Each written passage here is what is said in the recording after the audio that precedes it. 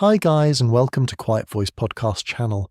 Tonight we step into a Louisiana Plantation Rainstorm in 1835, where the Mississippi breathes in the dark and the cane fields whisper under a low, heavy sky. Have you ever wondered what a wooden cabin sounds like when rain taps every crack, when thunder rolls across wet fields, and when the whole world smells of mud, smoke, sugar, and river mist? Tonight, you're not rushing anywhere. You're only listening, drifting, and letting history become soft around the edges. So, before you settle into the story, take a moment to like the video and subscribe, and tell us in the comments where you are listening from and what your local time is right now. Maybe it is midnight, maybe it is early morning. Either way, the storm is already gathering. Now, dim the lights. You stand near the river road, where the Mississippi bends through the Louisiana darkness like a wide, restless animal. The air feels thick on your face, warm even as evening approaches, and full of that damp heaviness that arrives before southern rain. Above you, clouds gather in slow grey layers, pressing down until the sky seems lower than the live oak branches. You hear the first drops strike leaves, broad and soft, then sharper on packed earth. The road beneath your feet is not paved or smooth, only a muddy track shaped by wheels, hooves, and tired steps. It smells of clay, river water, crushed grass, and distant smoke from cooking fires. This is Louisiana in 1835, when sugar plantations line the lower Mississippi in long strips. Each plantation reaches from the riverbank back towards swamp and woodland, because river access means trade, travel, and power. Sugar is costly, demanding, and thirsty work, and the cane fields around you belong to a world built on forced labour. You feel that truth in the air, even before anyone speaks. It sits beneath the rain's softness, beneath the cosy sound of water on roofs. History can be warm to the ear and still heavy in the heart. The plantation appears in pieces through the stormy dusk. Near the river stands the big house, pale against the darkening trees, raised to catch breezes and avoid damp ground. Farther away, close to the workyards and fields, smaller cabins sit in a rough line. Their chimneys lift thin threads of smoke into the moist air. Though the smoke bends quickly under the coming rain, you move toward the quarters, where the cabins are plain and close to earth. The walls are made of wood, imperfectly fitted, and every gap seems to know the wind by name. Some cabins have mud daubing between boards, some have patches made from whatever could be found. The roof above one doorway is wooden shingle, dark with age and swollen by weather. Rain begins to thicken, it no longer taps, it murmurs. At the edge of the quarters, a child hurries past with a small bundle held close. A woman calls softly from a doorway, her voice nearly swallowed by thunder beyond the cane. The sound rolls low and long, not violent yet, but promising a night with very little silence. Somewhere, a mule stamps and blows through its nose, irritated by the wet. You pause beneath the slant of a cabin roof, close enough to smell smoke and cornmeal. The doorway is low and the air inside glows amber from a small fire. Heat touches your cheeks as you step in, gentle at first, then stronger after the damp evening. The floor is rough beneath your soles, packed earth in places, boards in others, uneven and cool. Inside, everything has a purpose because there is no room for uselessness. A narrow bed stands against one wall, with blankets folded in practical layers. A small table holds a wooden bowl, a spoon, a chipped cup, and a few precious scraps of cloth. Near the hearth, a pot gives off the earthy smell of beans, onions, and smoke-darkened seasoning. The cabin is not silent, it breathes. Rain whispers through the roofline, firewood cracks, and wind noses along the wall. You hear water dripping from leaves outside, then landing in soft, patient beats near the door.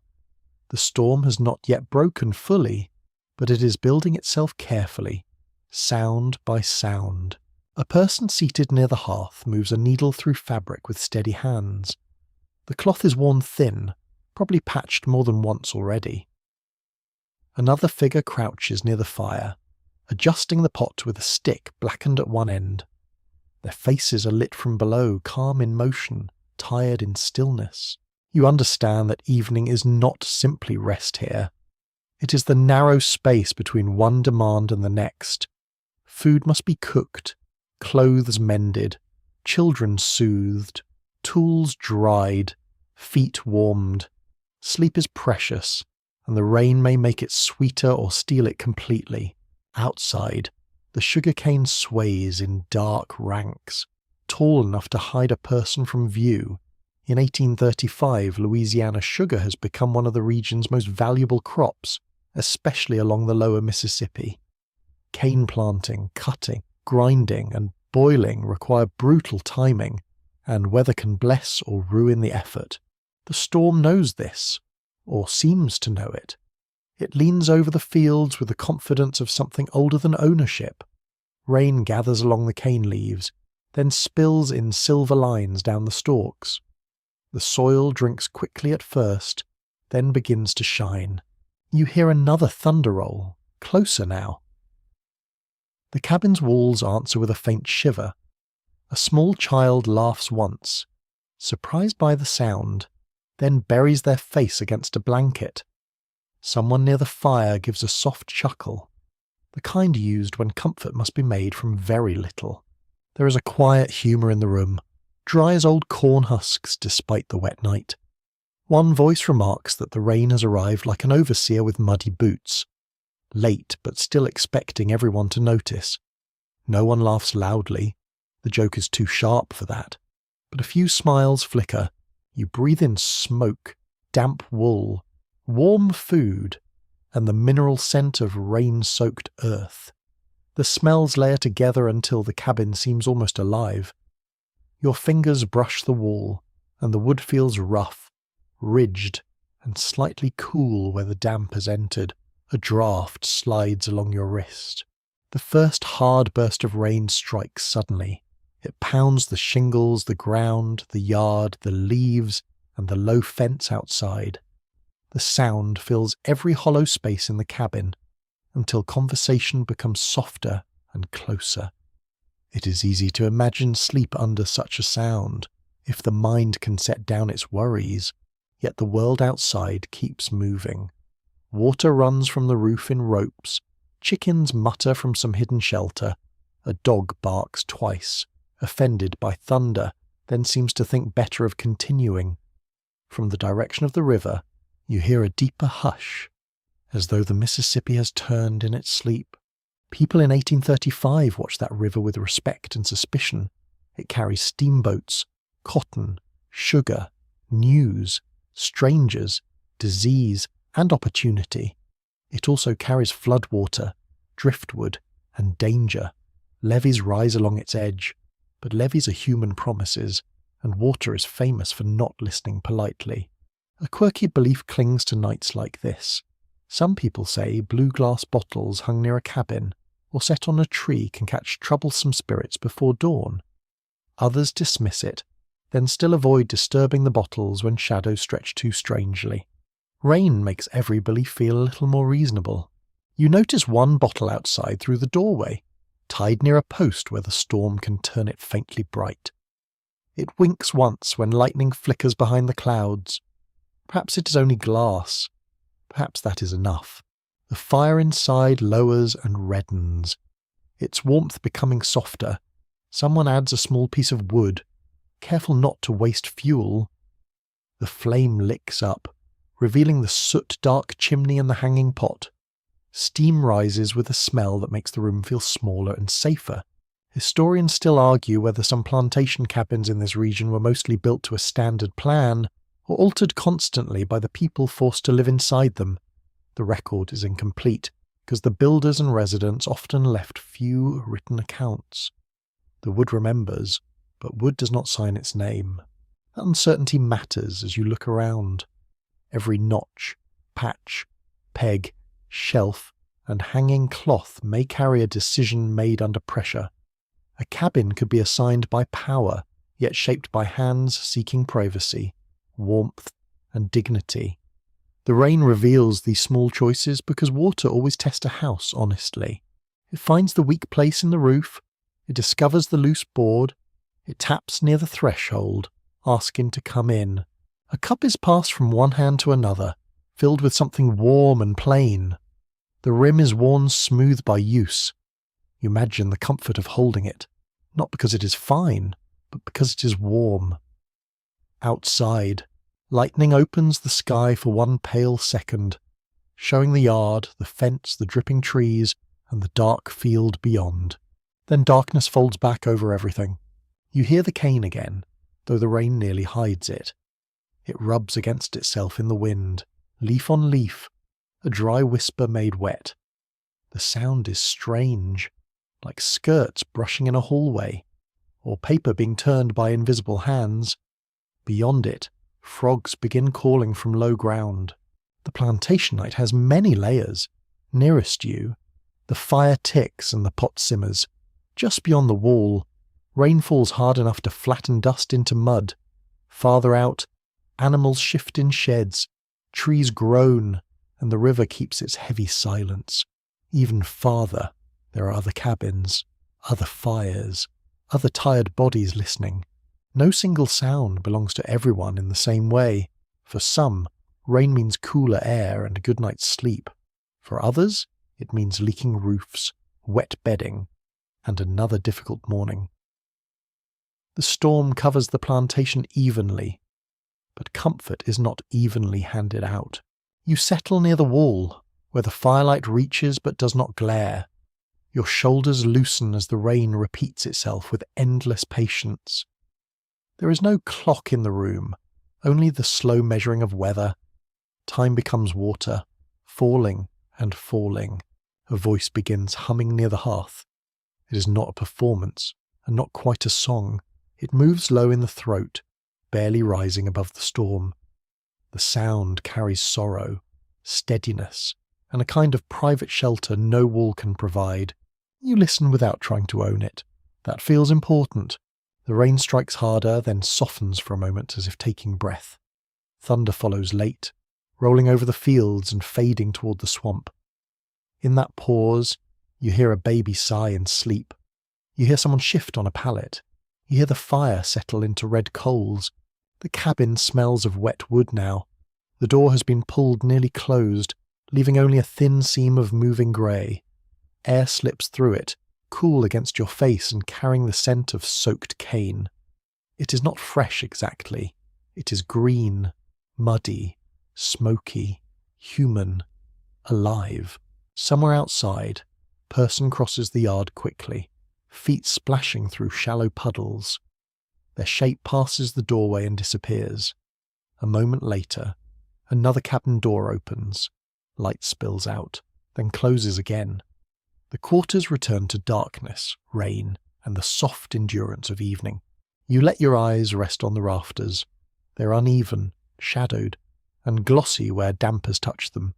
A small bundle hangs from one peg. Perhaps herbs, perhaps cloth, perhaps something saved because saving things is a form of hope. Nearby, a hat droops from a nail like a tired bird.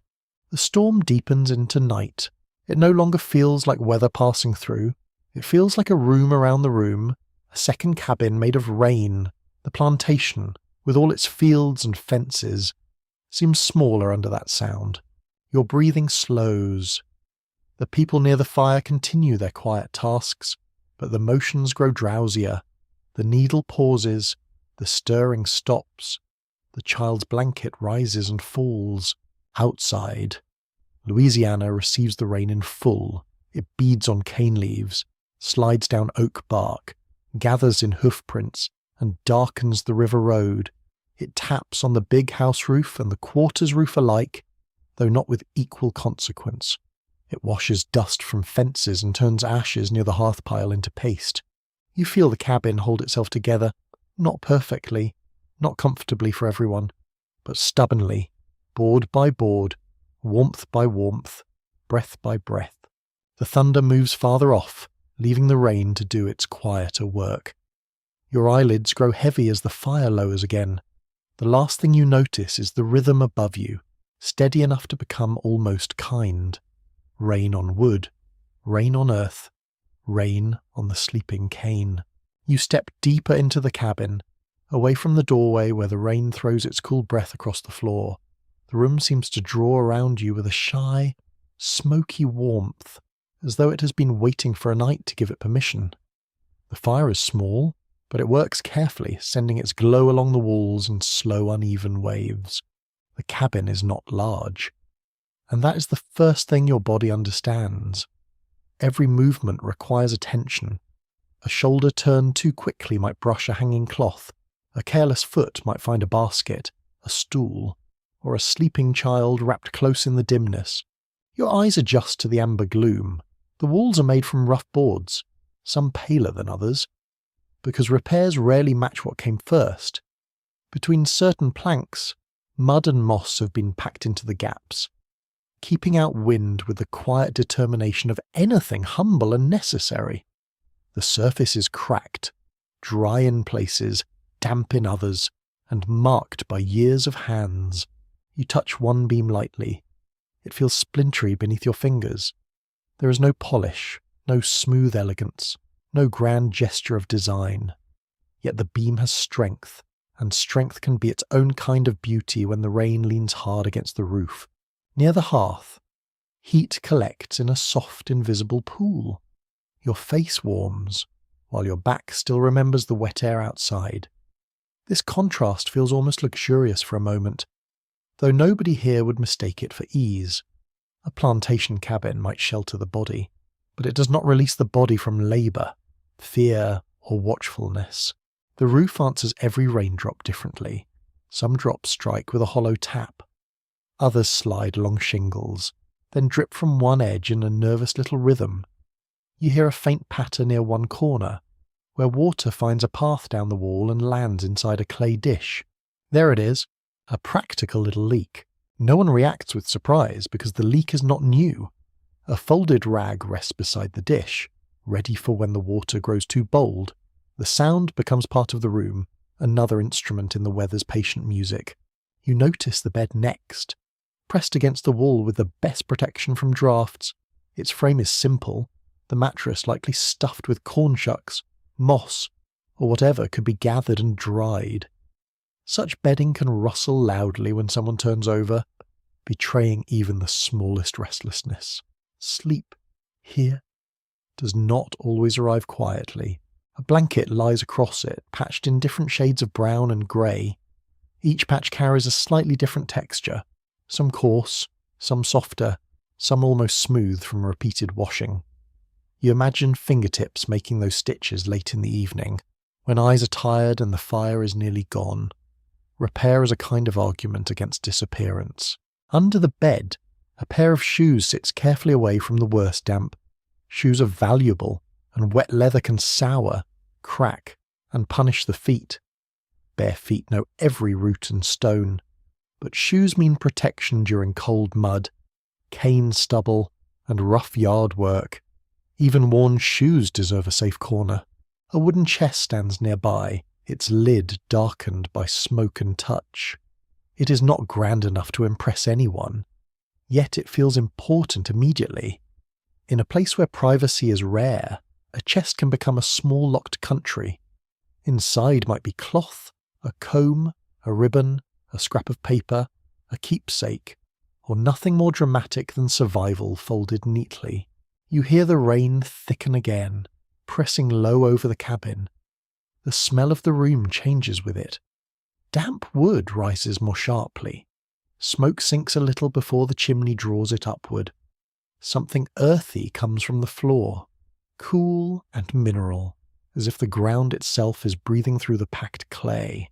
The hearth is made of brick and clay, rough and smoke-darkened. It anchors the cabin like a low red heart.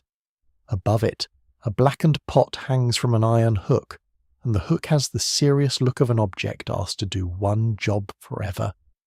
A small pile of kindling waits nearby, guarded from wet air under a torn cloth. A mainstream truth settles quietly into the scene. In plantation quarters across the American South, Enslaved families often had to make domestic life out of limited materials and controlled time. The dwelling was imposed by the plantation system, but the living of it depended on skill, patience, and invention. Comfort was not given generously. It was made. You see this making everywhere. A shelf has been fitted between two wall posts, slightly crooked but steady enough. On it rests a gourd dipper, a folded cloth, and a little bundle tied with string. A peg holds a shawl close to the hearth, where smoke and warmth keep it from growing too damp.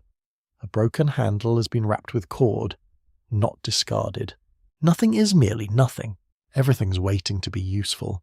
The cabin's air has weight. It carries wood smoke, boiled beans, damp wool, old ash, and the faint sweetness of cane juice drifting from distant work buildings. Sugar plantations often centred around mills and boiling houses, where cut cane was crushed and its juice reduced by heat. Even away from those buildings, sweetness could cling to clothing, tools, and memory like a stubborn ghost. That sweetness is not gentle when you know what produced it. The scent can be warm and pleasing, almost like syrup in the dark. Yet it comes from labour timed by crop, season, and command. The cabin holds both truths without explaining them. Near the wall, a woman loosens a child's damp hair with slow fingers. The child leans sleepily against her knee, trusting the familiar motion. Rain hushes the yard outside, and the comb moves carefully through tangles with soft little pauses. Each pause seems kinder than the last. A man sits close to the fire, turning a wooden spoon in his hands. The spoon is not new, and its bowl has been thinned by years of scraping pots. He rubs one place with his thumb, smoothing an edge that must have bothered him. The gesture is small, almost absent-minded, but it gives the object attention. Someone mutters that a spoon lasts longer than a promise in wet weather. The room answers with tired smiles. There is sarcasm in it, light as smoke, and just enough to keep the night from becoming too heavy. Outside, a gust of wind pushes rain against the shutter. The shutter is little more than boards joined together, but it keeps the worst of the storm from entering. It rattles in its frame. A hand reaches up and adjusts the wooden latch, then presses it once, testing the hold. The cabin tightens again. You notice the sound of clothing drying. It is barely a sound at all, only the occasional drip from a hem, the faint hiss when a damp edge hangs too close to warmth. Cloth has a smell when it dries near smoke, a mixture of wet fibre and hearth ash. It smells like necessity, not comfort exactly, but something near it. On the table sits a small piece of cornbread under cloth. The cloth is lifted, and the bread is divided with care. The pieces are not equal by accident, but by judgment, hunger, and habit. Eating in the evening becomes quiet, not ceremonial, but still marked by attention. Your stomach notices the warm grain smell immediately. A small tin cup is filled with water from a covered pail.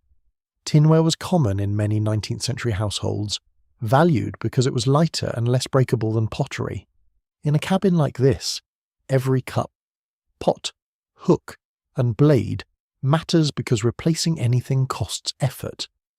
The pail is kept covered not for elegance, but because rain, ash, insects, and dust are persistent little landlords. A quirky tidbit moves through the room as conversation softens. Someone says a spoon placed under a cradle can keep a baby from being troubled by night spirits. Another voice says that is nonsense, but not with much conviction. Then the spoon is not placed under the cradle exactly. It is set near it, very near it. The rain approves by continuing. You look toward a corner where herbs hang from a string. They are dry enough to rustle when the air shifts, releasing faint notes of mint, bay, and something bitter.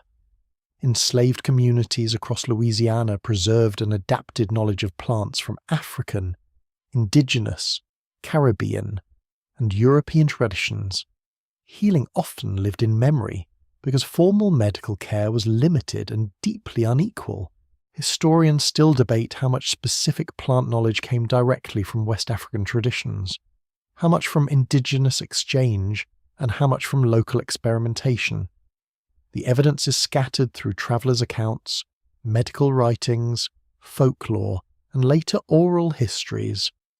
The uncertainty does not make the knowledge less real. It only reminds you how much went unrecorded by those who benefited from silence. A draft slides under the door. Someone folds a cloth and pushes it against the gap with one bare foot. The movement is efficient, unannounced, and perfectly ordinary. The rain's voice dulls slightly near the threshold, as though the cabin has won a very small argument with the weather. You lower yourself onto a low stool. The wood creaks, and you become aware of your own weight in the small room. The stool seat is worn smooth at the centre, rough along the rim, and slightly uneven beneath you. It rocks once, then settles. Your hands rest near your knees. Smoke has reached your sleeves. Warmth gathers along your palms. The roof, the wall, the fire, and the bodies in the room create a circle of sensation, close and layered and impossible to separate. The people around you speak in low tones, never wasting volume against rain. Their words move around practical things: a missing needle, a child's cough, a dry place for tomorrow's shirt. Whether the path to the yard will become mud deep enough to steal a shoe? The simplest concerns become enormous when weather controls the ground. Mud can slow walking, spoil stored fuel, sour bedding, and turn every chore into a negotiation. Louisiana soil, rich and heavy near the river, holds water stubbornly. It clings to ankles and hems, reminding everyone that land is never passive. The cabin's shadows deepen. Firelight reaches the rafters, then retreats as flames lower. A small ember slips from a log and breaks apart in orange pieces. The glow lights the underside of the pot, the edge of the table, and the curve of a sleeping child's cheek. You hear breathing now, not just your own. Slow breathing from the bed, softer breathing from the pallet, a tired sigh from near the hearth. The cabin becomes a collection of human rhythms, while rain keeps the larger rhythm outside. There is a faint scratching near the wall, perhaps a mouse seeking dry shelter. Nobody rises. A plantation cabin is shared with more than people, whether people like it or not. Insects, rodents, spiders, and little lizards all have their opinions about rain. They often express them indoors. The scratching stops. The rain continues. You notice a small charm tucked near a rafter, perhaps a bit of cloth tied around something you cannot see. It may be medicine, memory, protection, or simply a bundle stored high to stay dry.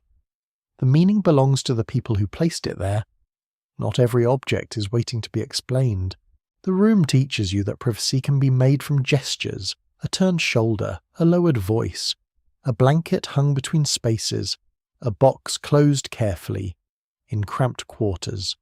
Personal dignity does not always look like solitude. Sometimes it looks like people pretending not to notice each other's sorrow. The fire is adjusted again, and sparks rise briefly into the chimney.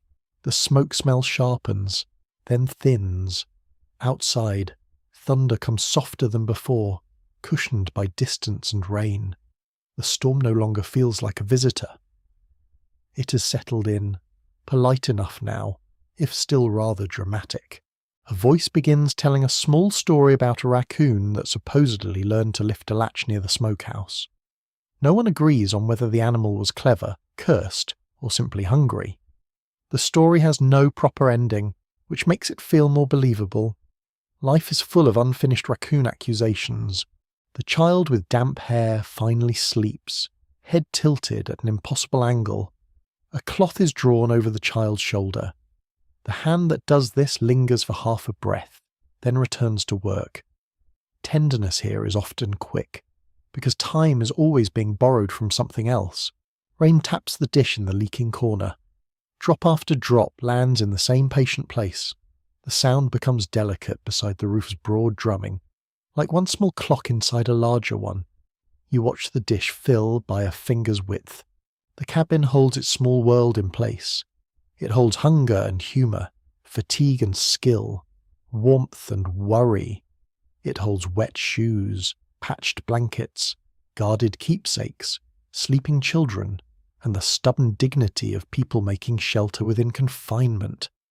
Outside, the plantation stretches into darkness, but in here the eye learns to value close things.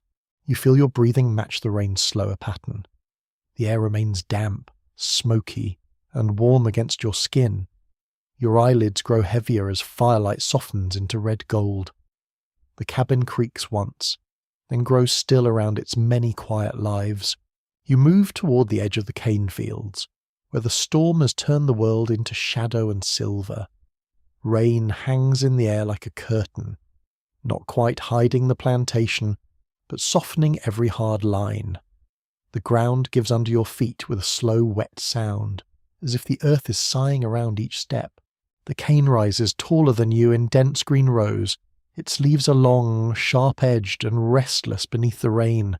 They sway and slap against one another, making a dry whisper strangely wrapped inside wet weather. When the wind passes through, the whole field seems to lean and listen. You smell crushed cane, muddy roots, wet grass, and the faint sourness of standing water.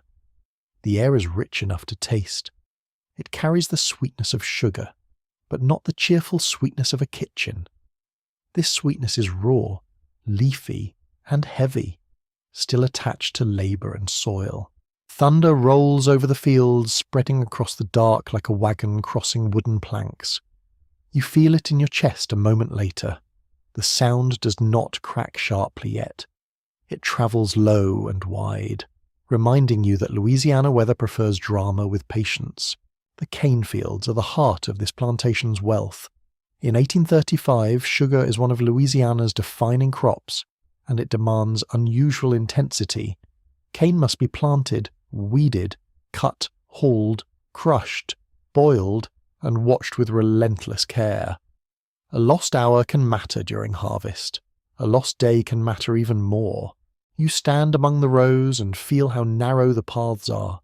Wet leaves brush your sleeves and leave cool lines across your arms. Mud clings to your feet, adding weight with each movement.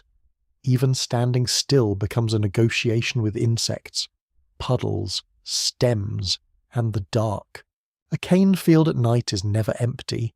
Frogs call from ditches with round, throaty notes. Crickets trill from hidden places whenever the rain loosens its grip. Somewhere low in the wet green, something small slips through water and vanishes with a plop. You wisely decide not to investigate. History is educational enough without poking every puddle. Lightning glows behind the clouds, turning the field pale for one suspended breath. The rows appear suddenly, straight and disciplined, vanishing toward black tree lines. Then the light collapses, and the cane becomes a breathing wall again. Your eyes need time to return. You imagine the daytime labour here, though night has softened the edges. People move through these rows under heat that presses like a hand. Cane leaves can cut skin in thin, bright lines. Soil can bake hard, then flood soft. Mosquitoes arrive with the punctual enthusiasm of unpaid musicians. The storm changes the field, but it does not make it gentle. Rain cools the air, yet it also deepens mud and hides holes. It bends leaves across paths and fills wagon ruts. It turns the familiar into something slippery and uncertain. A person who knows every row by daylight must read it differently now. You hear voices from somewhere near the field road, low and practical. A few people are securing tools and checking what should not be left in the rain. Wooden handles swell, iron rusts, rope weakens. Small losses become large when supplies are controlled by others and replaced slowly. The plantation's work rhythm does not disappear with sunset. It changes shape. Animals need care. Fires need tending. Wet gear must be moved under cover. A gate must be checked, because a clever mule with one decent idea can create half a night's trouble. The field road leads toward the mill and boiling area. Dark shapes hunched under rain. During grinding season, those buildings can glow deep into night, hot with furnaces and steam. Cane juice cannot wait politely once processing begins. It turns quickly, and sugar making depends on timing. heat and experience. A mainstream fact rests inside that heat. Louisiana sugar production relied heavily on enslaved labour and specialised knowledge. The boiling process required judgment, because cane juice passed through stages as impurities were skimmed and liquid thickened. The work was exhausting, or as dangerous, and technically demanding, no matter who received credit for the finished sugar. Tonight the mill is quieter, but not meaningless. Rain drums on its roof, water runs down posts and gathers beneath carts. The smell near it is different from the field, sweeter and darker. Old cane fibres, spilled juice, ash, and damp wood mingle into a scent like burnt syrup left in a wet shed. You approach a cane cart standing near the road.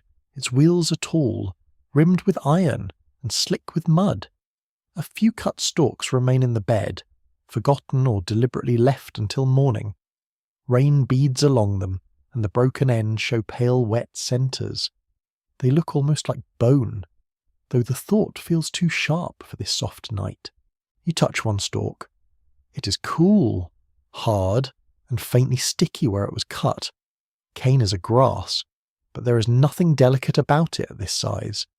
Its strength comes from joints, fibres, juice, and the stubborn architecture of growth.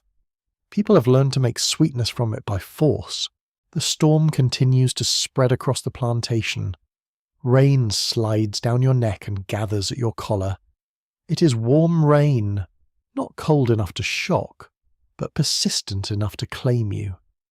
Your clothes begin to cling. The field does not care whether you're comfortable. A man on the road lifts a lantern and shields it with his hand.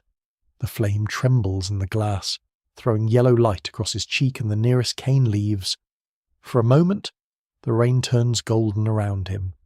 Then the lantern turns away, and darkness folds back in. You hear the squelch of feet, the creak of a cart pole, the soft clink of a chain or hook moved under cover. The sounds are small beneath thunder, yet they carry a whole world of work. Nothing here is random. Every object must be placed somewhere, protected somehow, accounted for eventually. A quirky tidbit belongs to the cane rows themselves. Some workers and rural residents believed that certain fields had their own temper, especially when storms came from the river. A field that rustled without wind, or held mist too long, might be called watchful, unlucky, or simply nosy. And that last judgment feels fair. Cane does seem like it overhears everything. You look into the green darkness, and it is easy to understand the feeling. The rows narrow sight. The leaves make speech out of weather. The stalks stand crowded, tall and faintly shining. Even reason begins whispering when the landscape whispers first. Yet knowledge also lives here, exact and practical. People know which patches hold water too long. They know where snakes favour the ditch banks. They know when a cane leaf's colour signals strength, weakness, dryness, or rot. The field is not just scenery. It is read like a difficult book. Historians still argue whether plantation records properly capture the expertise of enslaved field workers in crops like sugarcane. Ledgers often name output, acreage, tools, and owners, while ignoring the intelligence of those who made daily cultivation possible. The silence is not accidental. It is part of how power writes itself neatly. Rain challenges that neatness. It blurs records, slows carts, tests drainage, and makes every plan depend on the people moving through mud. A field manager may write figures on paper, but a person in the row knows where the water reaches the ankle. The storm favours lived knowledge over tidy handwriting. You follow a shallow ditch where water runs brown and quick. It carries bits of leaves, grass, and foam toward lower ground. Each time lightning glows, the ditch flashes like a narrow vein. Its banks smell of wet clay and rotting vegetation. The scent is strong but not unpleasant. It is the smell of land working. The far edge of the field, trees gather in a darker mass. Cypress and swamp growth wait beyond the cultivated rows, reminding you that plantation order is only one layer placed on older Louisiana earth. The swamp has no interest in straight lines. It prefers roots, pools, shadows, and slow secrets. From that direction comes the call of a night bird, thin and eerie. Someone nearby mutters that the bird sounds like a tax collector with feathers. Another voice answers that at least the bird leaves by morning. Gentle laughter moves through the rain, brief but real. That humour matters. It does not array hardship, and it does not decorate suffering. It simply appears where people need breath. A joke can be a small dry match struck inside a wet world. The rain grows steadier, less violent and more complete. It fills the spaces between cane leaves until the field seems wrapped in one continuous sound. You stop walking and let it surround you. The noise is not simple. It has top notes and deep notes, quick taps and broad washes, near drips and distant rushing. A mule brays from the direction of the stable, outraged by existence in general. The sound cuts through the night with magnificent complaint. No creature on earth sounds quite so convinced that the universe has made poor choices. Then the bray fades, and the frogs resume their watery choir as if nothing important happened. You think of the people who planted this cane in rows, hands pressing cuttings into prepared earth. Sugar cane does not grow from seed in the usual field sense, but from sections of cane laid into furrows. Each piece carries joints that can send up new shoots. Sweetness begins as buried fragments. There is something haunting in that. The crop grows from cut pieces, multiplied through injury and care. It rises green, tall, and profitable, while the people forced to tend it remain constrained by the system feeding on their work. The metaphor is almost too obvious, which is very rude of history. Wind moves across the field in a broad wave. The cane bends first on the riverside, then the motion travels inward. Row by row, you see it because the rain briefly slants under lightning's dull glow. The field seems to bow, then recover. Your skin is fully damp now. Water trickles along your wrists. Mud has found the edges of your feet and made itself at home. The touch of the field is intimate, stubborn, and not entirely welcome. Louisiana rain does not merely fall on you. It introduces itself properly and stays for supper. Near the mill yard, someone covers a pile of cane trash with a weighted cloth. Bagasse. The crushed fibre left from cane can be used as fuel in sugar production, though practices vary by place and period. Dampness changes its usefulness. Too wet, and it smokes badly or refuses to burn well. The storm is not romantic to anyone managing fuel. You hear a door thump shut on a shed. A latch drops. A lantern swings. Practical gestures continue beneath the sky's grand performance. The plantation may look still from a distance, but close by it is made of small decisions in wet darkness. Thunder sounds again, now closer, and the cane shivers as if startled. A bright seam of lightning opens behind the clouds, showing the big river's direction without revealing the river itself. You smell ozone for a moment, sharp and clean above the mud. Then smoke from some unseen chimney drifts low and softens the air. The field road becomes slicker underfoot. Each step must be placed rather than assumed. You pass a puddle reflecting one blurred star, though the sky is almost completely covered. The star trembles with every raindrop. It looks less like heaven and more like a candle trying very hard. Beyond the cane, the quarter's lights glow faintly through sheets of rain. Each light marks a human centre, small against acres of crop. The plantation's wealth may be measured in hogsheads of sugar, but the night's true scale is found in those little glows. Warmth, hunger, fatigue, worry, and care gather there. You turn back toward shelter, carrying the field's sounds with you. The cane keeps rubbing its leaves together behind you, whispering in the storm. Mud pulls at your steps, and rain taps your shoulders with patient fingers. The smell of wet sugar, clay, smoke, and green life follows close. The thunder begins to move beyond the fields, not gone, only travelling.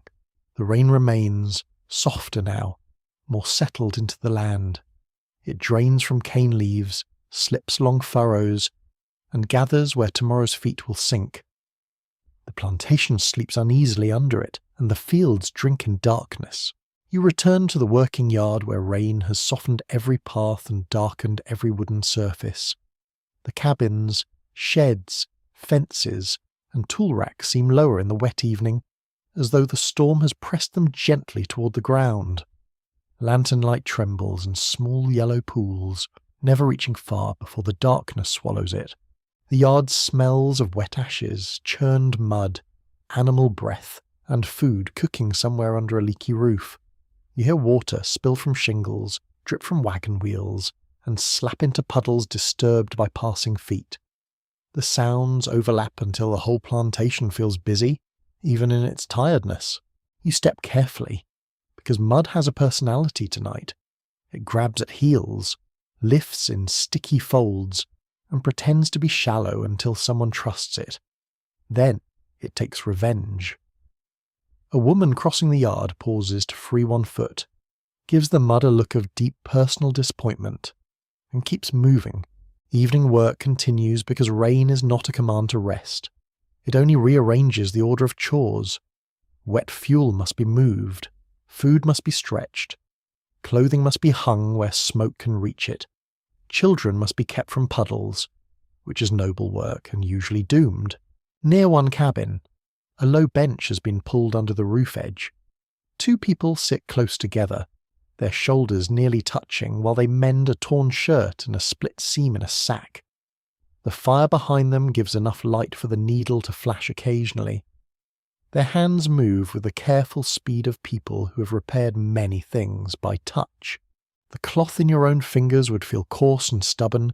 Linen, cotton, wool, and homespun fabrics all behave differently when damp, and each demands its own patience. A needle slipping through wet cloth can drag, snag, or bend. Even sewing has weather inside it. A mainstream fact rests quietly in this yard. On many plantations, enslaved people performed long hours of agricultural labour, then still completed domestic tasks during limited personal time. Cooking, washing, childcare, tool care, gardening, and mending often filled the hours that might otherwise have belonged to rest. The day ended only when necessity finally loosened its grip.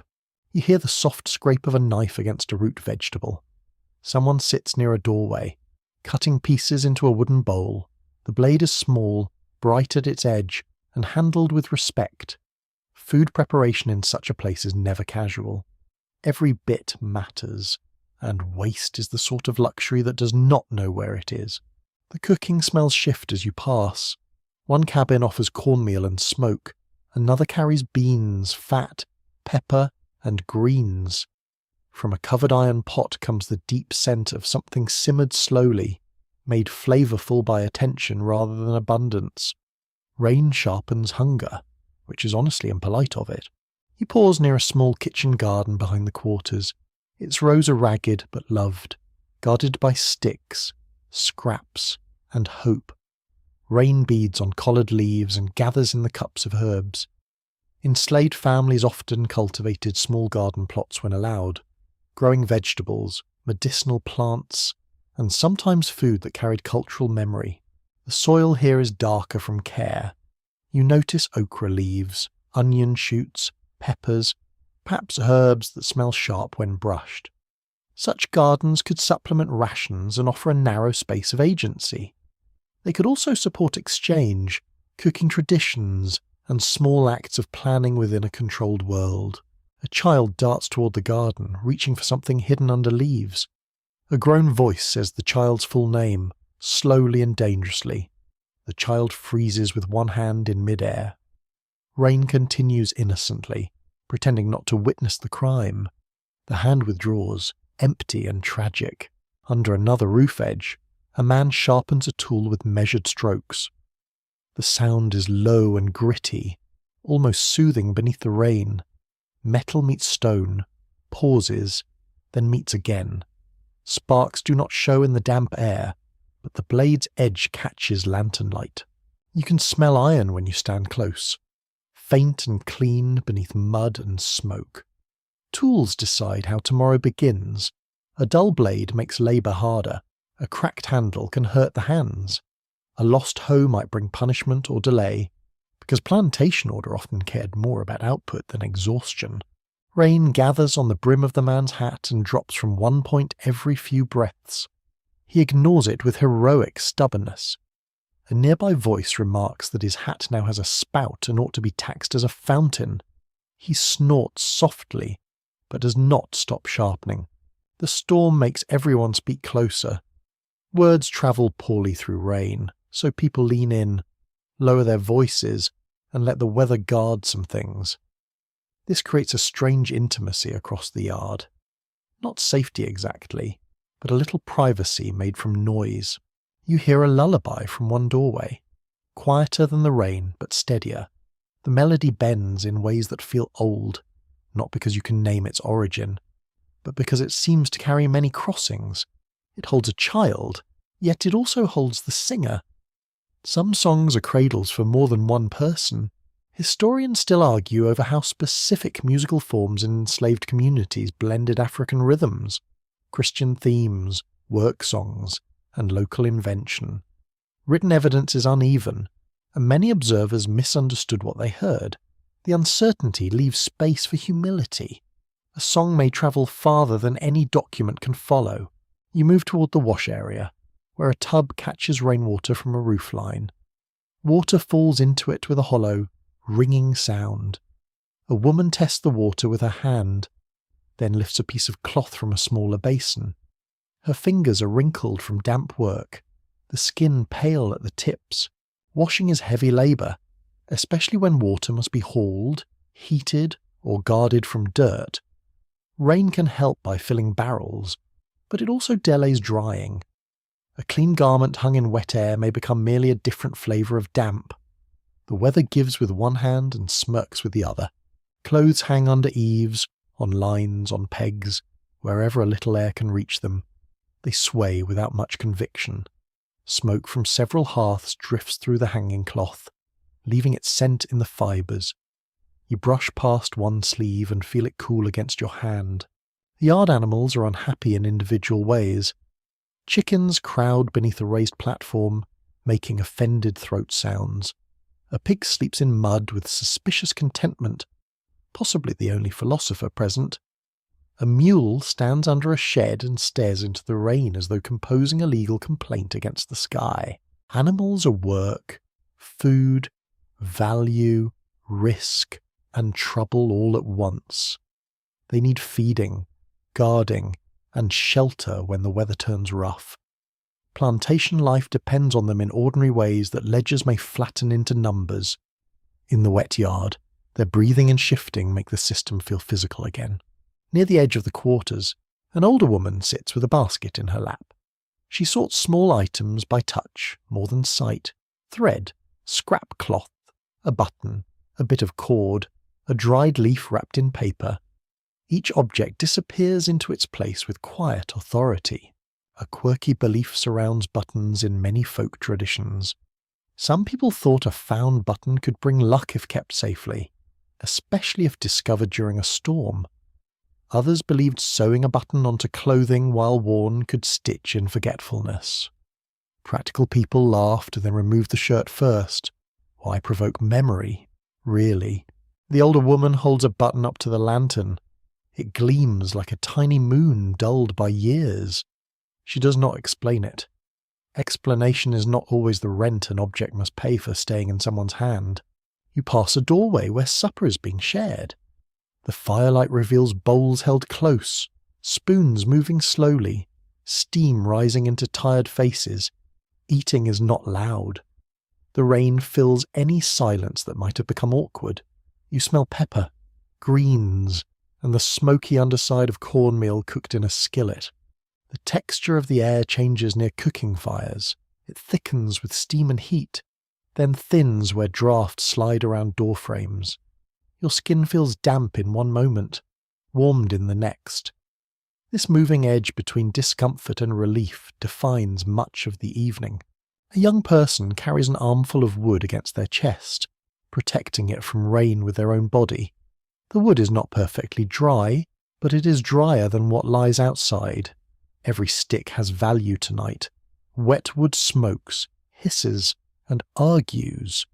Dry wood simply burns, which is a blessedly cooperative talent. The young person stacks the pieces under a bench. Their hands are muddy and bark crumbs cling to their sleeves. Someone thanks them with a nod, small but complete. Not every kindness is spoken aloud, especially when the storm already talks enough for everyone. At the far side of the yard, two figures inspect a fence where rainwater runs beneath the bottom rail. The fence keeps animals in or out, depending on which problem is more urgent.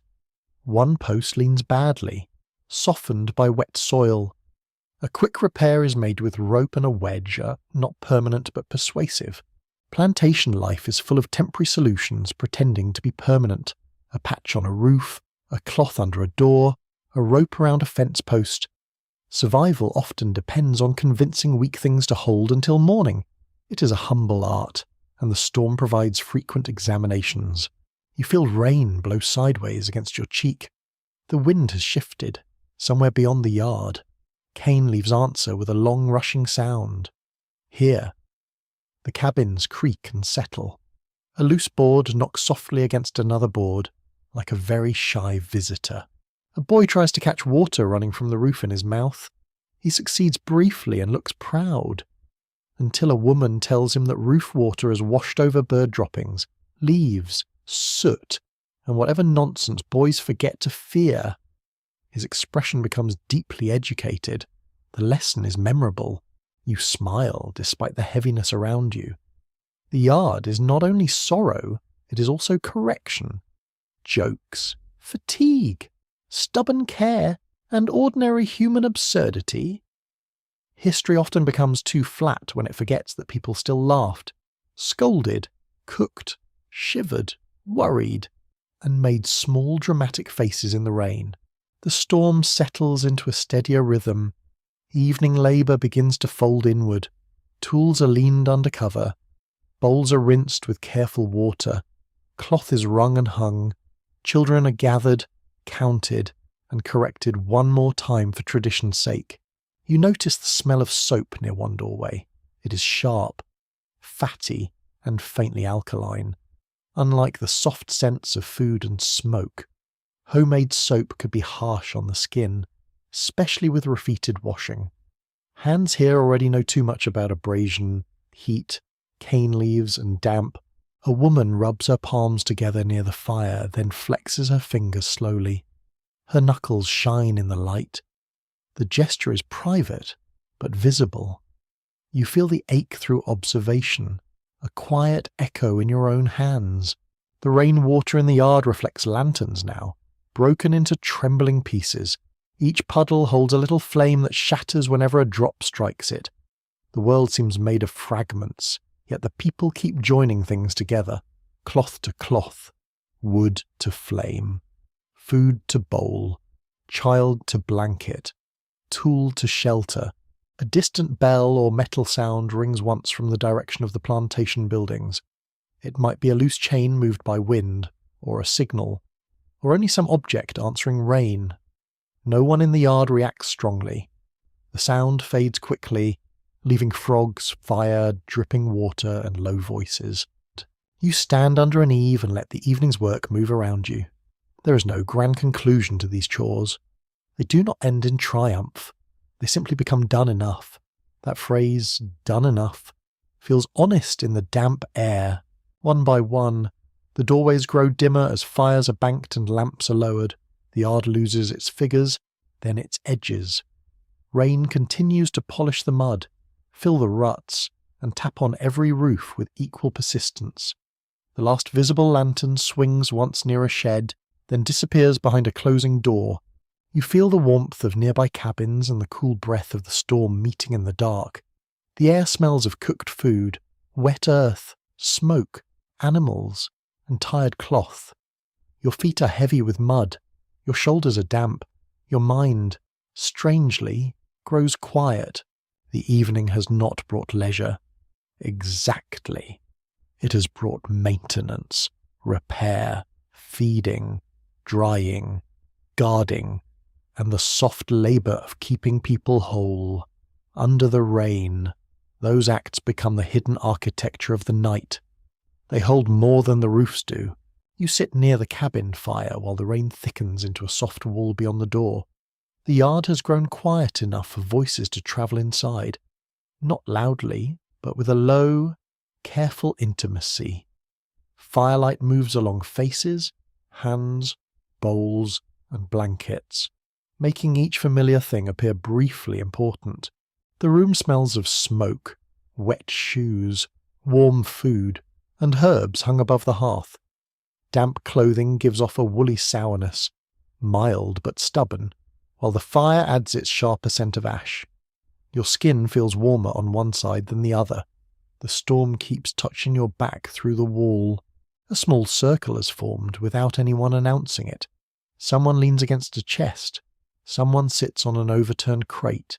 A child lies half asleep across folded bedding, pretending not to listen and failing beautifully. The adults know this, of course. Children are famously poor at invisible spying. The rain gives the talk permission. It covers pauses, hides some words, and softens others. Under its steady sound, people speak of weather, water, sickness, luck, river signs, and the strange ways a plantation changes when thunder walks over it. The fire answers with snaps and sighs. An older man lifts one hand toward the roof and says the storm has settled in for visiting. He speaks as if rain were a neighbour who arrived with muddy feet and no intention of leaving soon. A woman near the hearth says at least rain does not ask to borrow cornmeal. This earns a few quiet laughs. Quiet. A mainstream fact rests beneath their weather talk. In the lower Mississippi Valley, storms and river levels shape plantation life as much as markets and commands did. Heavy rains could damage roads, delay transport, flood low ground, and threaten crops or buildings. The weather was not scenery. It was an active force in every season. You hear that knowledge in the way people describe clouds, not poetically at first, but practically. A greenish light near dusk can mean trouble. Wind from a certain direction may carry river rain. Frogs calling too loudly can suggest water rising somewhere close. Whether these signs always work is another matter, but watching matters. The old man says thunder in the west has a hollow belly. He taps his own chest once, imitating the sound. Someone else says thunder everywhere has a hollow belly, because thunder is mostly noise with confidence. The room accepts this as reasonable enough. Outside, lightning glows through the cracks around the shutter. The light is silver, then gone. Faces appear and vanish in the same breath. The cabin seems to float in darkness, held only by flame, voices, and the rain's repeating hands. The conversation turns toward the river. Nobody says its name with casual disrespect.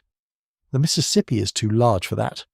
It is road, border, market, danger, witness, and memory, all sliding past under the storm.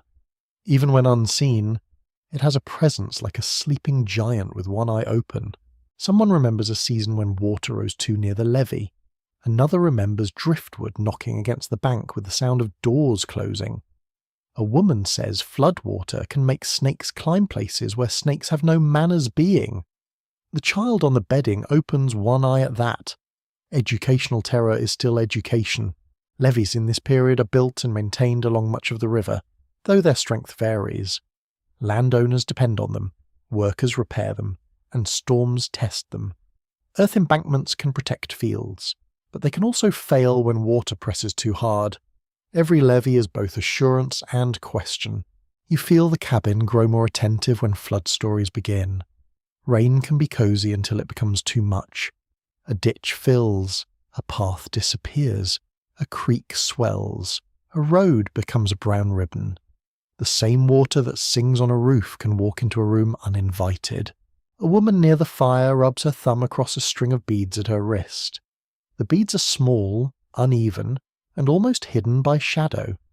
She says some storms carry voices from drowned ground, especially when the rain comes from the riverside. No one laughs immediately. Then someone remarks that if drowned ground has something to say, it should speak clearly and not mumble through frogs. A soft chuckle travels around the room. Even fear is made to sit politely when humour pulls up a chair. A quirky tidbit finds its way into the talk. Some people in Louisiana believe that placing an iron object near a doorway could discourage certain restless spirits from entering during storms. A horseshoe, nail, knife, or old hinge might do the work. Depending on who told the tale, iron was practical first, magical second, which is a very efficient arrangement. You glance toward the door. There is indeed an old iron hinge set near the threshold, though it may simply be waiting for repair. In this room, usefulness and protection share the same corner without arguing. The rain taps outside as if politely asking to inspect the evidence. A fire lowers, and a hand feeds it another stick. The new wood smokes before it catches, filling the room with a blue-grey veil. Your eyes sting slightly, and the smell thickens. Someone shifts closer to the draught, letting it pull smoke upward through the chimney. Smoke is part of the cabin's weather too. It preserves, irritates, warms, and marks everything. It darkens rafters, scents hair, discourages insects, and reminds lungs that comfort is rarely simple. You breathe carefully until the smoke thins. The old man begins telling of a night when a lantern moved by itself near the Cane Road. He insists he saw it bobbing above the ditch, pale and steady, though no hand held it. Another voice suggests swamp gas. He says swamp gas does not pause at a gate like it is deciding whether to visit. This produces a thoughtful silence. Then someone says maybe the lantern had better sense than most people and turned back. The room enjoys that version. It is safer to let the strange thing be sensible. Such stories may carry pieces of older traditions. Folklore in Louisiana grows from many roots, including African spiritual systems, Catholic practices, indigenous knowledge, Caribbean exchanges, French and Spanish colonial culture, and local invention. In 1835, these worlds do not sit separately in tidy boxes. They mix in language, ritual, food, healing, and fear. Scholars still disagree about how to trace particular Louisiana storm beliefs to specific origins. Some customs resemble West African protective practices, some echo European household magic, and others may have emerged from local environmental experience. The evidence is often fragmentary. A whispered belief rarely leaves a neat signature. The rain grows softer for a few minutes, allowing other sounds to rise. A drip lands in the leak dish. A child breathes through a stuffy nose. Someone's stomach makes a small complaint and everyone politely pretends it was the floor. The floor receives blame with dignity. Then the rain returns harder, sudden and full. It pounds the roof so strongly that talk pauses. The cabin becomes sound. You feel the vibration in the bench beneath you, in the wooden wall near your shoulder, in the cup resting near your knee. No one rushes, they listen. Listening is a skill here, sharpened by danger and habit. Rain on the roof is one thing, rain under the door is another. Wind in trees differs from wind against a loose shutter. The crack of a falling branch is not thunder, and the low groan of saturated soil near a ditch may matter by morning. A woman says the storm has changed its foot. That phrase stays with you. Weather does seem to have a gait, shifting from patter to march, from sweep to stumble. Tonight it has become a heavy walker circling the cabin, testing boards, corners, roof, and patience. The talk turns to dreams. Storm dreams. Someone says, should not be told before dawn unless you want them wandering round all night. Another person says dreams already wander, and talking only gives them shoes. This is accepted as annoying but possible. A young woman describes dreaming of a white egret standing on the table. It looked at her as if she owed it money. Nobody knows what this means, but everyone agrees the bird sounds rude. Dream interpretation in the cabin becomes less solemn when the bird is financially aggressive. Beneath the humour lies something tender. Dreams offer strange privacy to people whose waking lives are watched and ordered. In dreams, A person may travel, argue, receive messages, or meet the dead. Whether dreams are warnings, memories, or mind weather is not easily settled. The child on the bedding finally asks whether thunder can crack the sky open. The room grows gentle at once. A woman says the sky's older than thunder and knows how to mend itself. The child considers this seriously. Then, satisfied or exhausted, the child closes both eyes. You feel the tenderness settle after the answer. It is small and complete. A blanket laid over fear. The rain continues its long whisper, but the room has softened. Voices lower further, becoming less like storytelling and more like breathing with words attached. Someone begins speaking of saints' days and weather signs, mentioning how certain feasts were thought to predict rain or seasonal change. Catholic calendars shaped much of Louisiana's public life, especially among French and Spanish-descended communities, though enslaved people adapted such frameworks in varied ways. Sacred time and agricultural time often overlapped. A candle stub is lit when the fire dips too low. Its flame is tiny, nervous, and stubborn. Wax smells faintly warm, almost sweet. Before smoke hides it again, the candle throws tall shadows that make hanging herbs look like upside-down trees. You notice the door latch shifting with each gust. It lifts slightly, settles, lifts again. The old hinge near the threshold remains still, doing either nothing or exactly what it should. You cannot know. The room seems content with that uncertainty. A woman tells a story of a rain frog that lived under a doorstep and predicted visitors. If it croaked 3 times, someone kind would come. If it croaked once, someone troublesome. If it croaked all night, she says, then it was probably just a frog with opinions. This is hard to dispute. The laughter is quiet, but it warms the room. It moves through fatigue without denying it. It gives the child's sleeping mouth a faint twitch, as if dreams have borrowed the joke. The rain seems to soften around the edges again. You listen to the blend of voices, fire, storm, and breath. The stories are not written down. They belong to the room for as long as the room holds them. Some may be old, some may have been invented 2 minutes ago by someone avoiding despair with excellent timing. History often prefers official words, but nights like this live in unofficial ones. Complaints, warnings, jokes, charms, memories, and half-believed tales form a record of another kind. They reveal what people feared, noticed, mocked, protected, and hoped might protect them.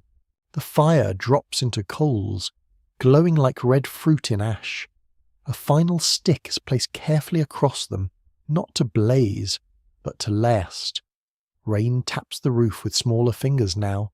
The storm has not ended, yet its voice has become lower, almost companionable. The old man leans back and closes his eyes, though you suspect he's still listening. The woman with the beads covers them with her sleeve. The child sleeps with one hand open beside the blanket. Outside, the yard is mud and shadow. Inside, the stories continue quietly, then become silence one by one. You remain near the hearth, feeling warmth on your knees and cool dampness near your shoulders. The cabin smells of ash, herbs, rainwater, and tired bodies resting at last. The storm talk has thinned into memory, but its images linger. River voices, iron at the door, lanterns by the ditch, frogs with opinions. The rain keeps falling, steady and soft, as if repeating every story in a language made only of water. You settle low inside the cabin as night gathers its deepest sounds around the walls. The rain has become less dramatic, but more complete, falling with steady patience across roof, yard, trees, and road. It no longer announces itself with sudden force. It simply exists everywhere, as if the whole plantation has been placed inside water. The fire has lowered into a bed of coals. Red light pulses beneath grey ash, warm but not bright enough to trouble tired eyes. Every now and then, a coal breaks with a tiny sigh, and a thread of smoke curls upward. The room smells softer now, smoky and damp, with a faint sweetness from the last cooked meal. You lie close enough to feel warmth along one side of your body. The floor beneath the bedding feels firm and slightly uneven. Through the blanket you notice every small ridge and hollow, each one made familiar by use. Comfort here is not plush or easy. It is negotiated with bone, cloth, and patience. Around you, the cabin's sleeping sounds begin to separate from the storm.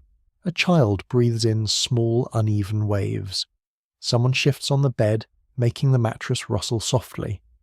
A grown person clears their throat once, then falls quiet again. The house itself creaks as wet wood swells and settles. Outside, insects begin their careful night work. Their calls rise whenever the rain lightens, then fade when drops return more heavily. Crickets stitch sound through the dark.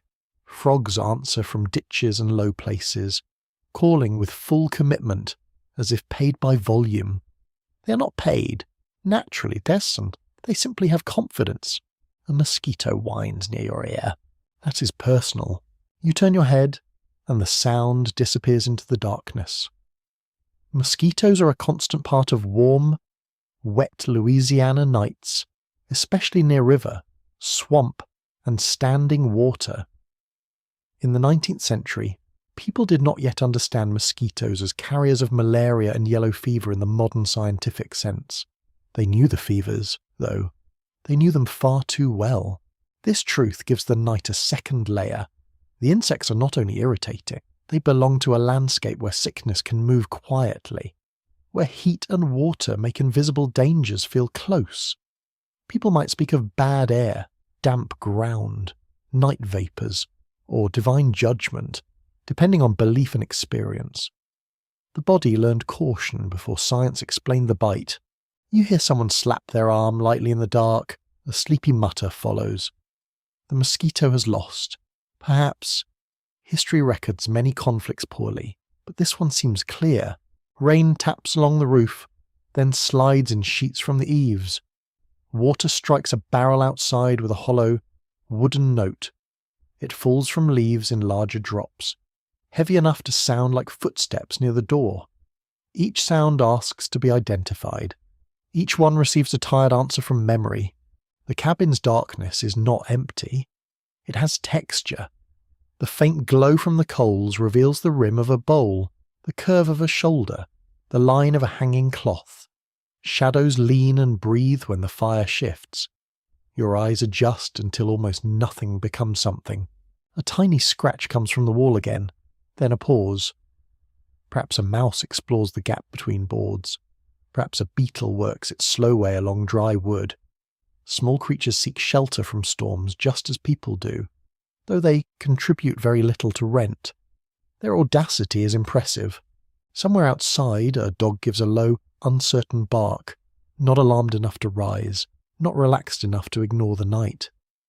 The bark is followed by a wet shake, a collar sound, then silence. Dogs on plantations might guard, hunt, herd, intimidate, or simply exist around human activity. Their roles were shaped by need, ownership, and training. You do not see the dog, only imagine its damp fur and offended dignity. The rain has probably entered places rain was not invited. A dog can respect many things, but wet ears are rarely among them. The wind moves through the trees beyond the cabin. You hear oak leaves stirring differently from cane leaves, broader and lower. Spanish moss, heavy with water, must be hanging from branches like grey cloth. When the wind shifts, droplets fall from it in slow scattered bursts. The trees sound as if they're emptying their sleeves. A mainstream fact rests in that mossy darkness. In Louisiana's plantation regions, the natural world was not separate from daily life, because woods, swamps, bayous, and riverbanks shape travel, work, food, building materials, and danger. People gathered fuel, herbs, game, fish, and useful fibres from nearby environments when conditions allowed. The plantation tried to organise land, but the land remained complicated. Inside the cabin, a sleeper turns and whispers a name. The word is soft, blurred, and gone quickly. Dreams have entered the room. They arrive without permission and speak in fragments, using voices from the past, the present, and places no map can hold. You lie still and listen. The rain creates a boundary around sleep, a sound so constant that it allows the mind to loosen. At the same time, every unusual noise reaches you more clearly. The night is both cradle and alarm. It rocks you gently while keeping one eye open. From the distance comes a dull thud. It may be a branch falling under rain weight or a loose shutter striking wood. No one rises. A second thud does not come. The cabin returns to breath, insects, rain, and the soft red pulse of coals. You notice the smell of damp earth rising through the floor. It mingles with ash and human warmth, making the room feel partly underground, partly afloat. The packed surface has absorbed the day's humidity. It releases it slowly, like a memory it cannot keep to itself. A child murmurs in sleep, then makes a small clicking sound with the tongue. A hand reaches from the bed and rests lightly on the child's back. The hand does not wake fully. It simply knows where to go. Care can continue even when the mind is half gone. You feel the rough blanket against your cheek. Its fibres scratch slightly, but the sensation becomes familiar. Near your feet, the air is cooler. Near your chest, warmth lingers. A draught travels along the floor in a narrow line, carrying the smell of rain through some hidden crack. The roof leak has slowed to a spaced rhythm. Drop, pause, drop. Each sound lands in the dish with patient accuracy. The dish must be nearly full by now, yet nobody gets up to empty it. Sleep has begun bargaining with inconvenience, and inconvenience has been asked to wait. A quirky night belief drifts through your mind, one heard in many forms across rural communities. Some people thought that turning a shoe upside down near the bed could confuse wandering spirits or troublesome dreams. Others said it only confused the person seeking shoes before dawn. Both outcomes seem entirely possible. In the dimness, you cannot tell whether any shoe has been turned that way. Perhaps one lies on its side by accident. Perhaps accident and intention are cousins at this hour. The rain continues with perfect neutrality, showing no preference in footwear arrangements. Beyond the cabin, the quarters are full of unseen lives. Other fires fade. Other blankets are pulled close. Other sleepers listen through their own walls, counting thunder, thinking of children, sore hands, debts of labour, hidden hopes, and the road of mourning. Night gathers these private worlds without mixing them completely. You hear a distant cough from another cabin. It comes once, then again, then stops. The sound is ordinary, but in a damp climate it carries worry, respiratory illness, fever, exhaustion, and poor living conditions all marked plantation life. Sleep could restore the body, but it could not fix the conditions that wore it down. Historians still debate how to measure health in enslaved communities from plantation records, since many documents reduce illness to work loss or expense. Personal suffering often appears only indirectly, hidden inside ledgers, inventories, medical notes, and later testimony. The body leaves traces, but the system translated too many of them into numbers. The night sounds resist that translation. A cough is not a statistic inside the dark. A sigh is not a line in an account book. A child's breath is not a labour category. Rain on a roof records nothing, yet it seems to remember everyone. You let your attention drift toward the animals again. A hen rustles somewhere nearby, making a soft, irritated cluck. A horse or mule shifts weight in a stable, hooves pressing into wet straw or packed ground. The low creak of harness leather comes from a place you cannot see. Even resting animals sound burdened. The smell of them reaches faintly through the rain, warm and barn-like, mixed with hay, manure, and damp hide. It is not unpleasant from this distance. It is part of the plantation's night body, just as smoke and mud are part of the cabin's breath. Everything near the river seems to share air. A stronger gust rattles the shutter. The latch holds, but the wood complains. No one wakes fully, though someone inhales sharply, then settles. The storm has trained the sleepers to measure danger by degree. Not every sound deserves rising. Not every fear can be afforded. That thought grows heavy. So you return to the rain. The rain is simple if you let it be simple. It falls from sky to roof, roof to ground, leaf to puddle, ditch to river. It speaks in circles, not arguments. It has no overseer, no ledger, no command, only gravity and cloud. Yet even rain belongs to history tonight. It shapes sleep, labour, disease, roads, crops, moods, and stories. It blurs footsteps in the yard. It fills barrels. It loosens clay. It softens hard cane leaves and turns ash heaps black. It gives and takes without apology. You hear another sound, very faint, almost musical. It may be water dripping into different vessels outside, each with its own note, barrel, bucket, hollow stump, broken pot. Together they make a scattered lullaby, a small orchestra assembled by accident and poor drainage. Nature does love uninvited percussion. The coals dim further. Red becomes maroon, then a dark pulsing brown. The room cools slightly, and sleepers curl inward. Someone pulls a blanket closer with a slow drag of cloth. The movement whispers across the floor and stops. Your own body grows heavy. The sounds no longer need names. Frog, drip, breath, roof, insect, shutter, tree, distant animal. They begin to blend, not into silence, but into something gentler than attention, a soundscape for weary minds, a map of darkness without sharp edges. Still, one last detail reaches you clearly. Rainwater runs down the outside wall in thin streams. You hear it tracing the boards, finding grooves, pausing at knots, slipping past old repairs. The cabin's surface becomes a river in miniature. Every plank carries a little current.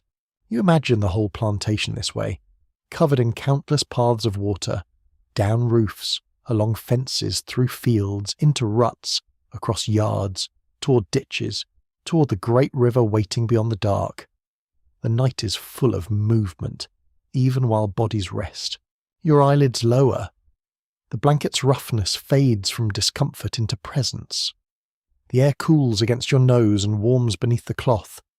A frog calls once, close and bold, as if appointed night supervisor. Then another answers from far away. Rain keeps falling over everything. It touches the cabins, the cane, the animals, the trees, the road, and the riverbank. Inside, breath slows. Outside, water travels. The storm becomes less a thing happening and more a place where sleep can finally enter. You see the big house through rain and branches, lifted slightly above the wet ground like a pale ship in a dark harbour. Its windows glow with a softer light than the cabins, steadier and better protected from wind. The storm touches it too, but the sound seems different there, cushioned by wider rooms, thicker walls, and distance from the mud. You approach along a path bordered by grass bent low under rain. The air smells of wet leaves, brick, river damp, and faint candle smoke leaking through shutters. Gravel crunches beneath a thin skin of water where the path has been improved near the house. Even the ground seems to understand rank, which is a bit dramatic and terribly revealing. The house is not a palace, but it is meant to be noticed. Raised steps lead toward a gallery where columns or posts hold the roofline. The porch catches the rain at its edges, making a long fringe of falling water. Beneath it, the boards remain damp but not flooded, and your feet feel the difference immediately. You stand near the gallery and listen. Rain strikes the roof in a broad, controlled patter. Water runs through gutters or off roof corners in steady streams. Somewhere under the gallery, a loose chain or hook taps gently against wood. The sound is small, Tidy, almost polite. Inside, lamplight shows through shutters and curtains. You hear voices, muffled by walls and weather. A chair leg scrapes across the floor. Glass or china clicks faintly. A door opens, letting out a brief breath of warmth. Beeswax, cooked meat, coffee, and polished wood. Then it closes again. The contrast is immediate, and it does not need explanation. Here, the storm is inconvenience, atmosphere, and perhaps concern for crops.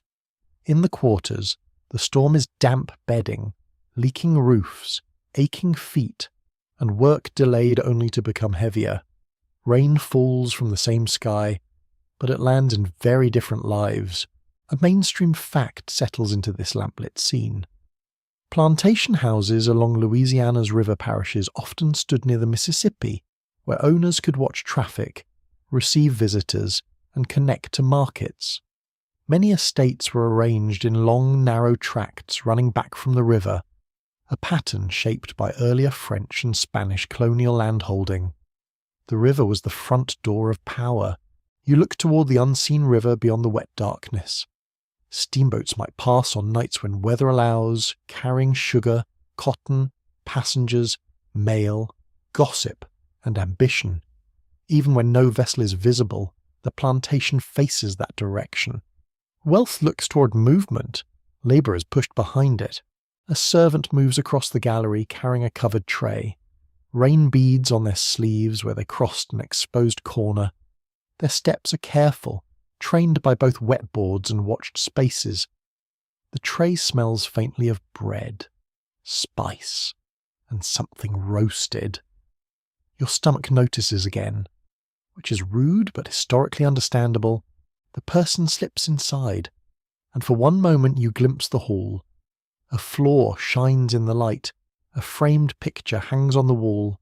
A polished table reflects candle flames.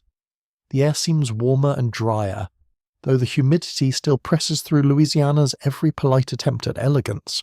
You notice textiles first, curtains at the windows, rugs or mats on the floor, cushions on chairs.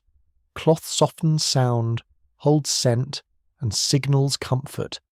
In a damp climate, however, textiles also demand care. Mildew is a quiet enemy with excellent patience. Even wealth must fight mould, though with better weapons. The big house smells of wax, smoke, stored linens, furniture oil, and rain-cooled plaster. It is a layered smell, less earthy than the cabins, more enclosed. You imagine closets, trunks, sideboards, and shelves holding imported fabrics, ledgers, dishes, books, and household supplies. Objects gather differently where ownership is protected by law. You hear a woman's voice inside, low and displeased. Perhaps she speaks of the storm ruining a planned ride, a visit, or the drying of laundry. Perhaps she worries about the river level or the sugar crop. The words do not reach you clearly. Only the tone does, smooth with irritation. Gentle sarcasm rises inside you like a candle flame. Rain has inconvenienced the evening. How shocking for rain to act wet. Yet unease lives here too. The big house may be more comfortable, but it is not peaceful in any innocent sense. It depends on control, surveillance, and forced labour beyond its doors. Its lamps glow because others cut wood, haul water, cook food, tend fires as clean rooms, manage animals, and work fields. Comfort has a long shadow. You move near a window where the shutter is not closed fully. Through the narrow gap, you see a dining room washed in yellow light. A table has been cleared, though crumbs remain near one place setting. A silver spoon catches the candlelight. Glassware stands upright, delicate and absurdly breakable in a world of mud. A man sits with papers spread before him. He bends close to read by lamplight, one hand resting near an inkstand. Plantation owners and managers kept records of crops, expenses, purchases, punishments, weather, births, deaths, sales, and work assignments. Such records can tell historians much. while still hiding the inner lives of the people they list. The rain taps against the shutter beside your face. The paper inside remains dry. That small fact feels enormous. A quirky tidbit belongs to the parlour, where household anxieties often became household customs. Some 19th century families believed mirrors should be covered during severe storms, not only during mourning, because lightning might be drawn toward reflective glass. The science was extremely doubtful, but storms make people generous toward caution. A covered mirror never had to apologize for being alive. Inside one room, you notice a cloth thrown across a wall mirror. Perhaps it is for dust. Perhaps it is for lightning. Perhaps someone simply dislikes seeing their own worried face during thunder. All three possibilities seem respectable. A clock ticks inside the house with stern little confidence. Its rhythm differs from rain because it pretends time can be mastered. On plantations, bells, clocks, and whistles often organize labour, meals, visits, and household duties. Timekeeping served comfort for some and discipline for others. The clock sounds innocent only if you ignore who must obey it. You stand still beneath the gallery roof and feel dry air near your front, damp air at your back. Rainwater drips behind you, close enough to brush your heel. The big house creates a narrow zone of protection, a sheltered strip between luxury and weather. It is not wide, but it changes the body immediately. A door opens again. A young enslaved woman steps out with a basin. Her sleeves are rolled, and steam rises from the water. The warm smell of soap and grease passes through the rain. She empties the basin carefully away from the steps, then turns back before the wind can push water into the doorway. For her, the big house is not simply comfort. It is workplace, watchful space, and sometimes a place of danger. Domestic labour could involve cooking, cleaning, childcare, laundry, serving, carrying, waiting, and constant attention to the moods of owners. The tasks happened indoors, but indoors did not mean gentle. Historians continue to debate how to reconstruct the emotional worlds of enslaved domestic workers, because many accounts come through the writings of slaveholding families. Those writings often distort, minimize, or sentimentalize relationships inside the house. The silences require careful reading. A polished floor can hide many kinds of fear. The young woman disappears inside. The door closes, and the house seems to swallow her shape. Rain resumes its soft authority on the gallery roof. You feel the scene settle, not peacefully, but into its old arrangement. Nearby, a horse stamps in a carriage shed. Harness leather hangs from pegs, dark and fragrant with oil and damp. The carriage itself rests under cover, its wheels clean compared with carts in the workyard. Transportation marks status here too. Some people ride, some walk, some are sent. A man's laugh rises from inside, sudden and too loud for the storm-softened night. It stops quickly. Perhaps someone has told a joke over brandy or coffee. Perhaps the laughter is nervous. Wealth does not prevent anxiety, though it often mistakes itself for protection. A child's voice follows, asking whether lightning can enter through the chimney. An adult answers in a soothing tone you cannot quite hear. The fear is ordinary, almost tender. Children inside the big house also listen to thunder and imagine the sky breaking. Weather humbles the imagination before society teaches it boundaries. You smell coffee more clearly now, bitter and warm. Coffee was an important beverage in Louisiana, tied to Caribbean and Atlantic trade networks. Sugar and coffee share tables here, while their production histories reveal the broader violence of plantation economies across the Americas. A sweet cup can hold a bitter world. The wind shifts, blowing rain across the gallery. It speckles your face and darkens the front of your clothing. Even the protected porch cannot keep all weather out. A fine mist settles on the railing, turning painted wood slick beneath your hand. You feel the paint's smoothness, so different from rough cabin boards. Paint itself speaks. It protects wood, displays wealth, and requires maintenance. The colour must be chosen, purchased or mixed, applied, renewed. A painted surface suggests resources beyond bare survival. It also hides grain, knots, scars, and repairs under a controlled appearance. Houses can dress for power. You step toward the rear of the house, where service spaces connect to kitchens, storerooms, and work areas. On many Louisiana plantations, kitchens might be set apart from the main house because of heat and fire risk, though arrangements varied. Rain makes the space between buildings difficult for those carrying meals, water, fuel, and dishes. Comfort often requires someone else to cross the wet yard. Near an outbuilding, a kitchen fire burns brighter than the house lamps.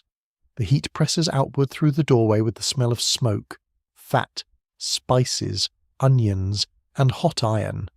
Cooks work in a sharper climate than diners know, surrounded by steam and flame while the storm cools the world outside. Their hands understand timing more honestly than any dining clock. A woman stirs a pot with controlled force. Another stacks dishes, each one clicking softly against the next. Their faces shine from heat, not rain. The kitchen is loud in a different way, filled with fire sounds, metal, breath, and orders half spoken from habit. You do not romanticize the warmth. It is exhausting warmth. Still, there is skill here, deep and practiced. The cooking of plantation households often drew on African, European, Caribbean, indigenous, and local Creole influences. Enslaved cooks helped shape regional foodways while rarely receiving public credit. Flavor traveled through hands history tried not to name. A small cat sits near the kitchen threshold, dry and smug. It watches rain with the expression of a creature who has solved civilization. Someone nudges it aside with one foot, and it relocates exactly 3 inches, clearly overburdened by cooperation. Even in 1835, cats appear to have maintained management positions. The storm grows louder again on the rear roof. Water spills from a corner where drainage cannot keep up. It strikes the ground with enough force to dig a small hollow in the mud. A servant places a bucket beneath another drip, not because anyone asked politely, but because water must be managed before it becomes damage. The big house, like the cabins, needs constant tending. Silver tarnishes, wood warp, cloth mildews, fire smoke, roofs leak, food spoils, insects invade. The difference is not whether maintenance exists. The difference is who performs it, who rests because of it, and whose weariness remains invisible. You look back through the rain toward the house's glowing windows. The lights are beautiful. That is part of the discomfort. Beauty can sit on top of injustice without becoming less beautiful, and without becoming innocent. The wet gallery, the candlelit rooms, the polished rail, the scent of coffee, the stormlit garden all belong to one complicated night. A final roll of thunder passes over the roof. Inside, voices pause. In the kitchen, a spoon stills against the pot. In the shed, the horse lifts its head. For a few seconds, everyone beneath this storm listens to the same sky. Then the house resumes. The clock ticks. The pot stirs. The rain falls. A door closes softly, and lamplight narrows behind it. You stand beneath the gallery edge, feeling the mist on your skin and the dry boards under your feet, while the big house glows with comfort built from countless unseen labours. You stand near the low road where the rainwater has begun gathering in restless brown sheets. The path no longer looks like a path exactly. It has become a shallow stream with wheel ruts beneath it, hidden and waiting to twist an ankle with great historical enthusiasm. Every step must be tested before trusted. The night smells wider here, less smoky and more open. Wet clay rises thickly from the ground. Grass lies crushed beneath water. From the direction of the swamp comes a dark vegetable scent, green, sour, and old. It is the smell of leaves breaking down slowly in hidden pools. Rain falls steadily, but the real movement is below your feet. Water runs along the road's edges, slips into ditches, spills across low spots, and gathers wherever the land dips. Louisiana's flatness is deceptive. A few inches of height can decide whether a place stays firm or becomes a mirror. You hear the road changing. Soft banks collapse with little sighs. Puddles connect. Water drips from fence rails and lands in already swollen mud. Somewhere nearby, a frog gives a loud, satisfied call, as if personally responsible for the conditions. This is probably inaccurate, though the frog seems convinced. The air touches your skin like warm, damp cloth. Your sleeves cling. Your hands feel slick. Mud presses around your shoes, then releases them with a rude sucking sound. The ground is not merely wet, it is actively involved. A mainstream fact lives in this watery darkness. Louisiana plantations along the lower Mississippi depended on levees, drainage ditches, canals, and raised roads to manage water. Heavy rain and river flooding could damage crops, isolate communities, and threaten buildings. Control of water was never complete, because the landscape had its own habits. You follow a drainage ditch toward the riverside, its water runs faster than the puddles, carrying grass stems, cane leaves, and tiny curls of foam. The ditch was dug for order, a line cut into earth so water would behave. Tonight, it behaves only partly. It rushes where invited, then spreads where it pleases. You hear men's voices somewhere ahead, low and serious. Lantern light moves behind rain, bobbing near a levee path. People are checking the riverbank, or perhaps a weak place where water has begun worrying at the soil. The lanterns shine through mist like tired yellow insects. They move slowly, with purpose. The levee rises as a dark ridge against the heavier darkness of the river beyond. You climb partway up and feel the slope slick beneath your feet. Grass roots help hold the earth, but rain loosens confidence. Each step presses water from the soil. It gleams briefly, then vanishes into mud. At the top, the Mississippi is not fully visible, but you sense it. The sound is deep, broad, and low, different from rain or ditch water. It moves with a patience that feels almost frightening. The river does not hurry to prove itself. It has already shaped everything. Lightning flickers behind clouds, revealing a dull band of water beyond the levee. It looks smooth for one breath, then disappears. You smell river mud, driftwood, fish, and wet vegetation. The scent is strong, almost metallic, as if the river has been turning old memories in its mouth. A man near the lantern kneels and presses his hand against the levee face. Another holds the light low. They are looking for seepage, slumping, animal holes, or places where runoff has cut small channels. A tiny weakness can become a larger problem if ignored. Water loves patience, and patience loves revenge. One voice says the bank is holding. Another says it is holding like a sleepy man holding a baby, which is not the most comforting image. Nobody laughs loudly. The joke is allowed to stand there, damp and useful, while eyes keep searching the mud.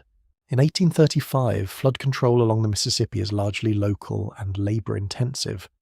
Levees are built and maintained by landowners, workers, and communities with uneven success. Major engineering systems still lie in the future, for now. Earth, shovels, baskets, forced labour, and constant watching stand between fields and ruin. You look down the levee line and imagine how many hands have carried soil here. Basket by basket, shovel by shovel, under heat, command, and urgency. The levee may appear as a simple ridge, but it is stored labour made visible. Rain runs over it tonight, reading every surface. Historians still argue about how much enslaved labour shaped early flood control in Louisiana, compared with hired workers, small landholders, and public efforts. The surviving records can name contracts and landowners more easily than the people carrying mud. The earthworks remain, but many of the builders are unnamed. Water remembers pressure better than paperwork. A sudden splash comes from the ditch behind you. Everyone turns slightly. Something has slipped from the bank, or perhaps an animal has entered the water. The lantern light finds only ripples. The silence afterward feels crowded. Then one man mutters that if it was an alligator, it showed poor manners by not introducing itself. Alligators belong to the wet imagination of Louisiana nights. They're real enough in bayous, swamps, and waterways, though people also enlarge them in stories. A small one becomes large by retelling. A large one becomes personally malicious by the third cup of coffee. This is how folklore gets healthy exercise. The rain loosens for a moment, and the insect chorus rises from the low ground. Mosquitoes, crickets, and frogs fill the damp air with competing ambitions. Beyond them, you hear water moving through weeds with soft, secretive sounds. The swamp is not silent. It simply refuses to explain itself. A quirky tidbit drifts in with the lantern talk. Some people believed that if a turtle crossed a road before a storm ended, more rain was coming. A turtle facing the river meant rising water, while a turtle facing the woods meant clearing skies. No turtle appears to confirm this system tonight. Very inconsiderate. You move away from the levee toward a lower road between field and swamp. The mud grows deeper there, cooler around your ankles. Water has filled hoofprints, turning them into dark little cups. The rain strikes each one until the surface trembles. Your legs begin to feel the effort of simply moving forward. The road's edge disappears near a stand of cypress. Knees of cypress roots rise from the wet ground like blunt wooden fingers. Spanish moss hangs heavy above them, dripping with slow precision. The atmosphere changes under the trees. The air is stiller, darker, and filled with the smell of rot, bark, and hidden water. Here the plantation's straight lines lose authority. The swamp presses close, resisting fences and ledges. It offers resources, refuge, danger, and concealment, depending on who enters and why. It can feed people with fish, game, and plants. It can also swallow paths, confuse travellers, and shelter insects by the thousands. You hear a night bird call once from the trees. The note is thin and descending, almost like a question. Rainwater drops from moss in uneven bursts. Something moves through reeds, not loudly, but with enough confidence to make your shoulders rise. You decide the creature is small. This is emotionally convenient. In low country, roads can vanish quickly during storms. A wagon may sink to the hubs. A rider may find a familiar crossing drowned. A footpath may become a slick ribbon leading nowhere useful. Travel, trade, visits, and messages all depend on whether the land permits passage. You notice a fence line partly submerged in the low spot. Only the top rail shows clearly. Water presses against sticks, leaves, and grass caught there, forming a small dam. The pressure builds. Then a clump breaks free and rushes onward. The water sounds pleased with itself. Near a bend in the path, a small group works by lantern to clear debris from a culvert or ditch mouth. Hands reach into cold, muddy water, pulling out cane leaves, branches, and roots. Nobody enjoys this. The rain, naturally, offers no apology. It keeps adding more materials to the assignment. Their clothing clings darkly to arms and shoulders. Mud streaks their legs. One person shakes water from a sleeve, then returns both hands to the ditch. You hear breath, effort, wet suction, and the scrape of wood dragged over earth. The work is urgent because drainage is invisible only when it succeeds. A person says the ditch is clear enough. Another says enough is a proud word for such a miserable hole. Still, the water begins moving better. It quickens through the opening, carrying little rafts of grass toward the lower fields. A small victory, muddy and uncelebrated. You feel the texture of rain on your face change as wind passes over open water. It becomes finer, colder for a few breaths. The smell of swamp deepens, joined by a faint odour of stagnant pools disturbed by runoff. Not every water is the same. Fresh rain, river water, ditch water, and swamp water each speak through scent. Flood water carries more than water. It carries insect, seeds, waste, dead leaves, broken branches, snakes, rumours, and worry. It can enter storage areas, spoil meal, damage bedding, and leave behind mud that must be scraped away by hand. It can also refresh soil, fill cisterns, and make gardens greener. Water is generous and troublesome, which is frankly a very Louisiana combination. You walk past a small rise where the ground remains firmer. Cabin or shed has been placed there for a reason. People who live with floods learn height by instinct. A slight mound becomes valuable. A raised sill, a porch step, a storage shelf, a hanging hook. Elevation is a quiet form of insurance. The rain continues soft and steady. It has lost the drama of thunder, yet gained the power of accumulation. One drop means nothing. Thousands change the road. Millions challenge the fields. The storm teaches arithmetic without numbers, adding discomfort, risk, and fatigue one small impact at a time. Far across the dark, a lantern disappears behind trees. The levee watchers move on. The ditch workers gather tools and turn towards shelter. Their steps are slow, not from laziness, but from mud and exhaustion. Their shadows stretch briefly under lantern light, then break apart across puddles. You pause at the edge of a flooded rut and look down. Rain circles spread across the brown surface, touching and dissolving into one another. A leaf floats past, turning slowly. For a moment, the little pool reflects a pale shred of cloud. Then a drop breaks the image and the sky vanishes. The plantation's roads, levees, ditches, and yards all seem fragile tonight. Not imaginary, not useless, but fragile. Human lines have been drawn across a wet, breathing landscape. The storm does not erase them completely. It only reminds everyone that they must be remade, checked, cleared, patched, and defended again.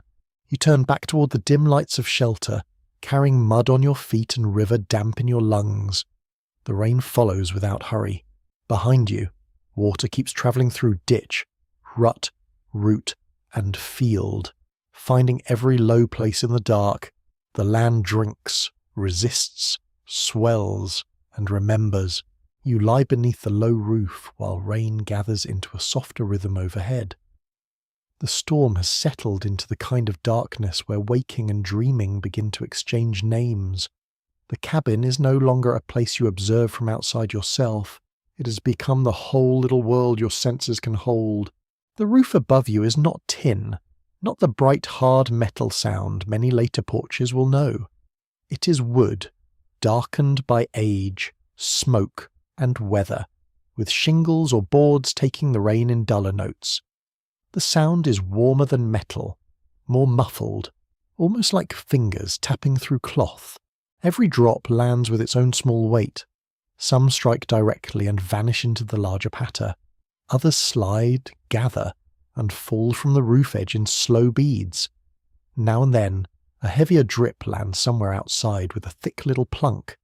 It sounds oddly satisfied. The air feels close but not still. Dampness rests on your cheeks, while the blanket holds the last warmth from the fire. The floor beneath you is firm, and the bedding rustles when you breathe too deeply. A faint draught travels near your feet. It smells of mud, rainwater, old wood, and wet leaves. You hear sleepers shifting around you. One person turns with a low sigh. Another breathes through the nose in a steady little whistle. A child makes a soft sound, then falls quiet again. The room is full of lives withdrawn into sleep, each one private and yet only an arm's length away. Your eyes close, but the cabin remains visible in pieces behind them. The red coals almost gone, the hanging herbs dark and dry above the hearth, the dish beneath the leak holding its careful moon of water, the rough wall with its cracks and patches, the doorway breathing rain. Sleep approaches slowly. It does not rush. The rain helps by repeating itself without needing your answer. Your thoughts begin loosening from their edges. The plantation shapes blur into sound, then into warmth, then into drifting images. Cane leaves become waves. Roof drips become footsteps. The river becomes a long, dark road running through the mind. In 1835, most enslaved people on plantations had little control over sleep, time, or space. Rest depended on labour demands, household needs, weather, illness, children, surveillance, and the next day's expectations. Sleep was not merely biological, it was political, fragile, and deeply precious. That fact lies beneath the softness of this hour. You feel it without needing to speak it. The cabin may be quiet, but quiet does not mean freedom. It means a temporary thinning of command, a dim space where bodies attempt repair. A moth circles near the last glow of the hearth. Its wings flicker brown and pale in the fading light. It taps once against a hanging pot, then disappears toward the rafters. In the dark, even a moth sounds purposeful. Perhaps it has business. Perhaps moths are simply dramatic about lamps. A dream begins without asking permission. You're walking through cane, but the cane is taller than any living stalk. Its leaves brush the sky. Rain falls upward from the mud and returns to the clouds in silver threads. Somewhere, a bell rings underwater. You know this is impossible, yet sleep accepts it with excellent manners. The dream shifts. You stand beside a table where blue glass bottles are arranged in a circle. Each bottle hums faintly when rain touches it. Inside one, a tiny storm spins politely. Trapped but annoyed, someone laughs nearby. Though you cannot see the face, the sound is kind and a little tired. Many people in plantation communities carried beliefs about dreams, signs, charms, and night visitations. Such beliefs could offer explanation, warning, comfort, or protection in a world filled with uncertainty. They did not replace practical knowledge. They sat beside it, like an extra blanket folded near the bed. A quirky belief sometimes held that dreams during heavy rain were more likely to carry messages because water thinned the boundary between worlds. Some took such dreams seriously, others teased the dreamer, especially if the message involved lost buttons, rude birds, or suspiciously articulate frogs. Even mystery had to survive the neighbourhood's sense of humour. Your body remains in the cabin, heavy and warm, while images keep drifting. You hear rain on the roof, yet dream it as fingers tapping on a drum. The drum is covered with deer skin, then with cane leaves, then with river water. Each change feels natural. Sleep is not troubled by consistency. Historians still debate how much dream interpretation among enslaved communities can be reconstructed from later folklore. Spiritual narratives and scattered written accounts. Much of what people believed was spoken privately, passed orally, and reshaped by memory. The uncertainty does not empty the subject. It invites gentler listening. The rain grows quieter for a while, and that quiet lifts you nearer to waking. You sense the cabin again. Someone has pulled a blanket higher over their shoulder. The roof creaks softly. A coal collapses into ash with a whisper. The smell of smoke has cooled into something grey and faint. Then a large drop falls from a roof edge outside, striking a puddle with a round sound. Your mind turns it into a footstep. For one breath, you wonder who walks there. The question fades because no second step follows. Night is full of single noises that never explain themselves. You drift again. This time you're near the river, but it is calm as polished stone. A steamboat passes without sound, its paddle wheel turning through mist. No one stands on deck. The boat carries sacks of sugar, wet shoes, sleeping chickens, and a cat wearing the serious expression of a parish judge. Dream logic has clearly hired comedy. The river widens until it fills the whole world. Rain draws little rings across its surface.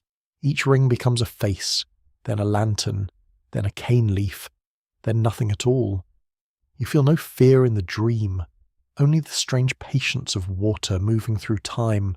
The cabin interrupts with a real sound. A sleeper coughs once and swallows. The room listens, then relaxes. You open your eyes slightly, seeing almost nothing. The hearth is now a dull black shape. The ceiling hangs close above, holding darkness like a low cloud. Your skin notices the damp again. The blanket is warm near your chest, but cooler along the edge. Your fingers curl into the cloth, finding a seam raised by hand stitching. The seam feels like a tiny road beneath your thumb. It grounds you more than sight can. There is something deeply human about hand stitching in the dark. Each stitch records a small act of attention, a garment saved, a blanket strengthened, a torn thing asked to continue. In a life where so much can be taken, repair becomes more than thrift. It becomes insistence. Rain resumes with a fuller murmur. It spreads over the roof in waves, then thins into scattered taps. The pattern changes often enough to remain interesting, yet gently enough to invite sleep. Your mind follows it without effort. Tap, slide, drip, hush. Tap, slide, drip, hush. A faint smell of herbs reaches you when air moves near the hearth. Mint, bay, something bitter and smoke together. The scent travels through your half-dream like a hand on the forehead. It brings images of leaves crushed between fingers, roots washed clean, steam rising from a cup, and someone whispering that sleep itself is medicine when you can get enough of it. Outside, the low places continue filling and draining. Water moves through ruts, along ditches, beneath fences, around roots. You cannot see it, but your sleeping mind imagines it as silver threads, sewing the plantation to the river. The land is being stitched too, though not always kindly. You shift slightly, and the bedding answers with a dry rustle. The sound seems loud in the room, but no one wakes. A mosquito complains somewhere near the wall, then loses interest or finds another victim.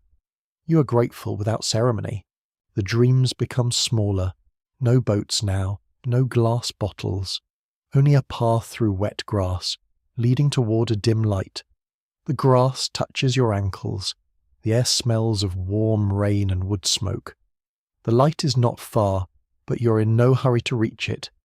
Dream feet do not mind mud. A whisper comes from someone nearby. Perhaps a prayer, perhaps a name, perhaps only breath catching on sleep. In 1835, prayer inside such cabins could draw from many traditions and pressures, including Christianity, African spiritual inheritances, Catholic practice, Protestant preaching, and personal invention. Faith could be imposed, adapted, resisted, cherished, or braided into meanings unseen by outsiders. You do not try to sort the whisper. It belongs to the one who speaks it. The cabin shelters it for a moment, then lets it dissolve into rain. Some histories are made of such dissolving things. They survive not as exact words, but as atmosphere, posture, and the hush around memory. Your thoughts grow slow enough to lose their grammar. The roof is rain.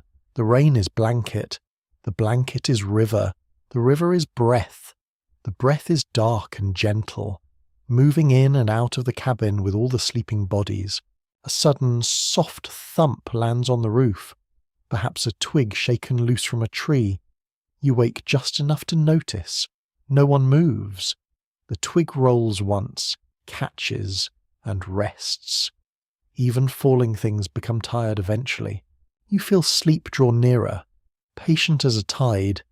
It does not erase the day, but covers it for a while. The body, sore from imagined walking and real dampness, begins to accept stillness. Your shoulders loosen. Your jaw unclenches. Your hands stop holding the blanket so tightly. Outside, the rain continues its quiet labour over the plantation. It rinses the roofs, fills the barrels, polishes the leaves, and deepens the paths. It darkens the earth around every post and root. It makes the cane shine unseen beneath the night. It moves without needing permission. Inside, the cabin holds the sleepers in rough, imperfect shelter, not safe from history, not free from hardship, yet held for this hour beneath wood, smoke, cloth, breath, and rain. The walls remain close. The roof remains low. The darkness remains soft enough for dreaming. Your eyes close fully. The last waking sound is not thunder, not voices, not the river. It is the roof taking rain in 1,000 small touches, each one separate, each one joining the whole. The sound becomes wider than thought, slower than worry, and gentle enough to carry you down. You wake to a pale grey morning, with rain still clinging to the world in drops and shining threads. The storm has moved away from its loudest work, leaving behind a washed plantation that seems to breathe more slowly. The air feels cooler on your face, though humidity remains close, soft, and patient. The cabin is dim, but no longer dark. A gentle light slips through cracks around the shutter and beneath the door. It touches the packed floor, the low bed, the hanging cloth, and the dish that caught the leak. The dish is full now, its surface perfectly still until one final drop breaks it. You hear morning before you fully see it. A rooster calls with dramatic authority, as if personally responsible for sunrise.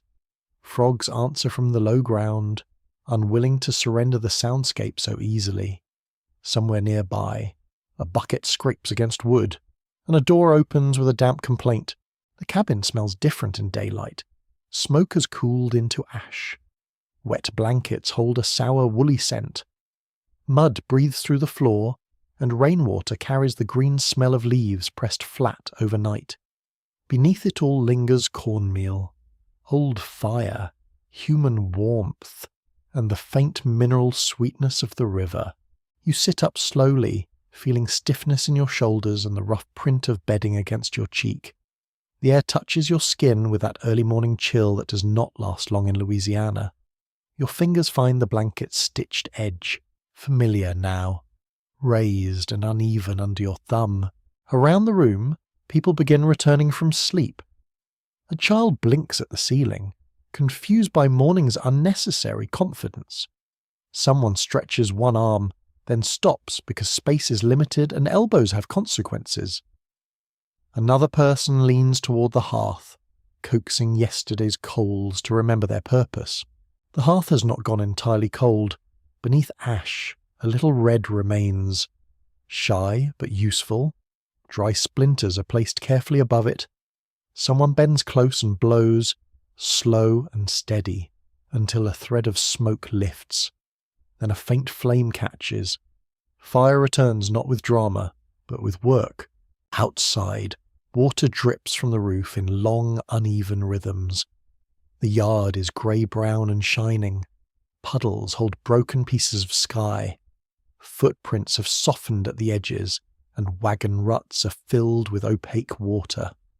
The storm has not erased labour. It has prepared new chores with impressive generosity. A mainstream fact settles into the morning's damp light.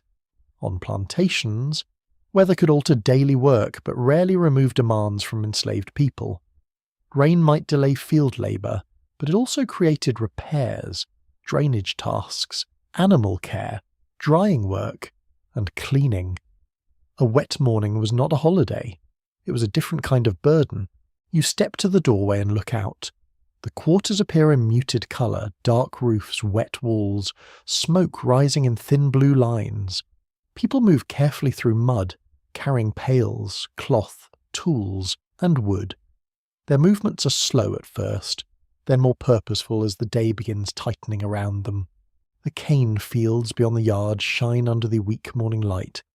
Every leaf seems edged with water. The rows are bent in places, but not flattened.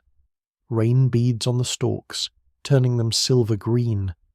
A mist hangs low over the field, softening its distances and making the land look almost gentle. It is not gentle, still it is beautiful. Beauty and hardship stand together in the same wet field, not cancelling each other, not explaining each other away. The cane looks alive, bright, and richly fed.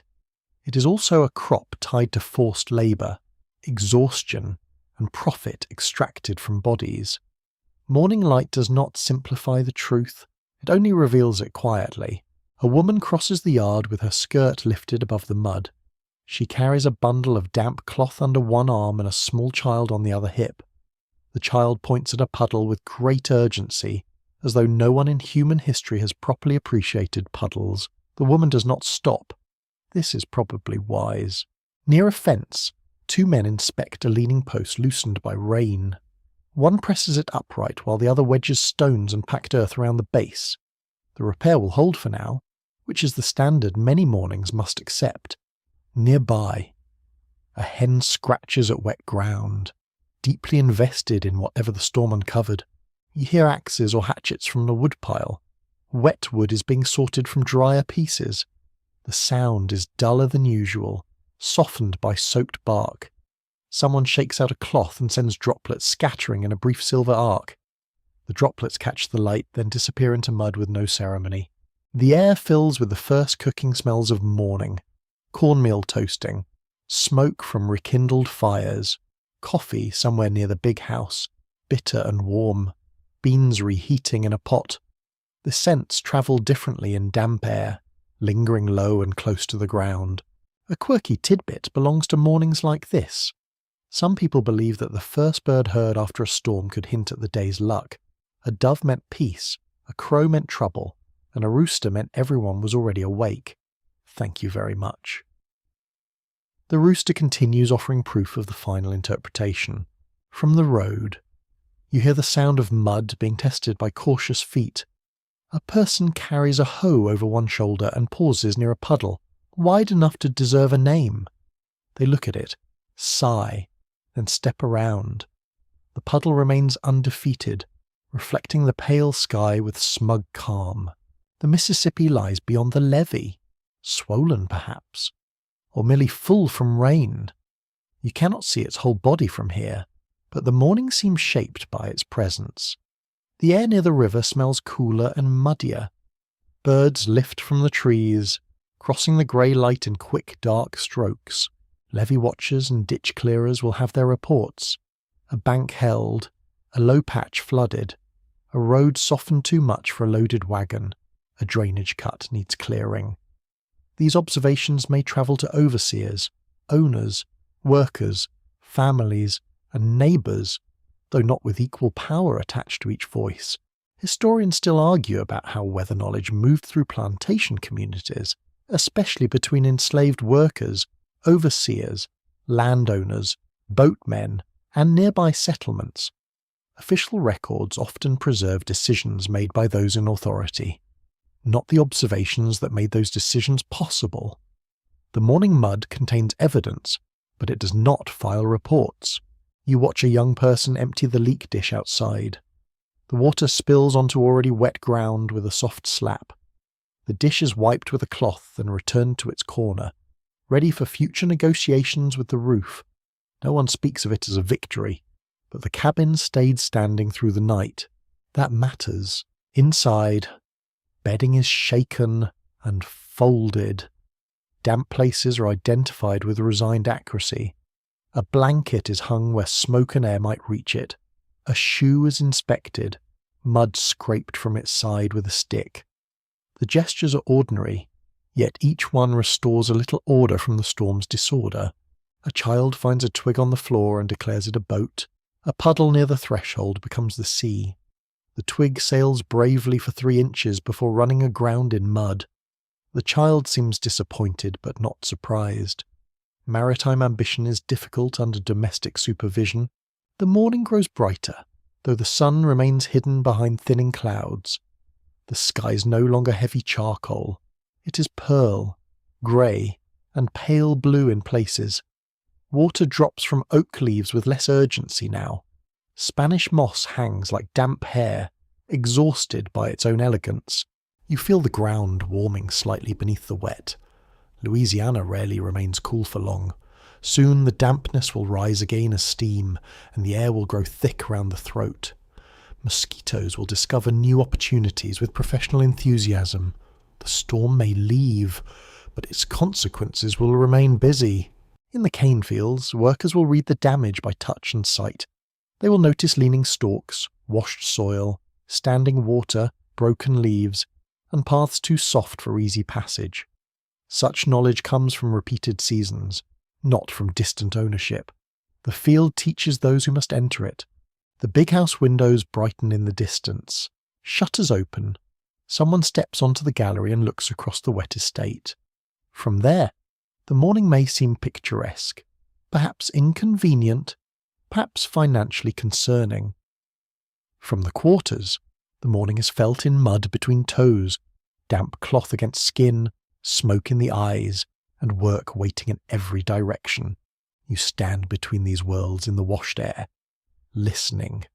The storm has left behind a quieter music, drips from roofs, soft voices, a mule's low complaint, a broom scraping wet boards, a spoon against a pot, birds testing the morning, farther away, the river moving with its old hidden strength. Nothing about this morning is empty. It holds memory of thunder in every puddle. It holds labour in every repair. It holds tenderness in every blanket pulled dry. It holds uncertainty in the levee, the road, the crop, the body. It also holds the simple relief of having come through the night. You breathe in damp wood smoke and washed leaves. The smell is deep, green, and human. Your hand rests on the doorframe, where the wood feels swollen from rain. Under your palm, the grain is raised, rougher than it was in dry weather. The cabin has changed by a little. So has the ground. So has the day. People continue moving around you, not hurried yet, but no longer drowsy. Morning has begun asking for answers. Fires must burn, food must stretch, fields must be checked, animals must be tended, wetness must be managed before heat turns it sour. The plantation wakes, and with waking comes demand, yet for one quiet breath.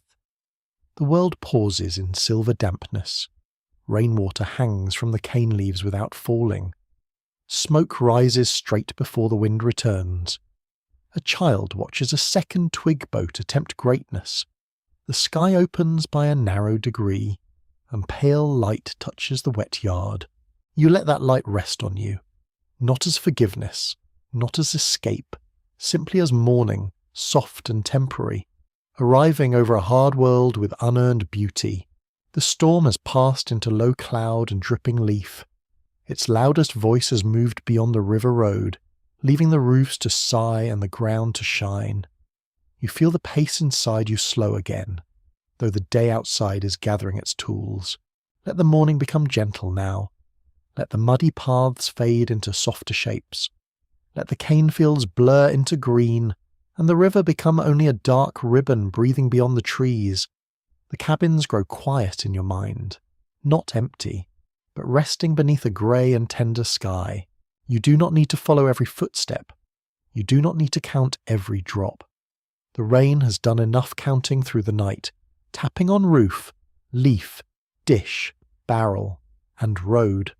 Now the sounds loosen and drift apart, each one moving farther from your attention. The fire in the hearth becomes a small amber thought.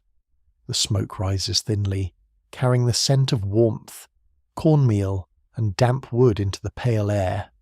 Somewhere, a bird calls once, then leaves the silence whole again. The river keeps moving, but softly now, beyond reach, beyond worry.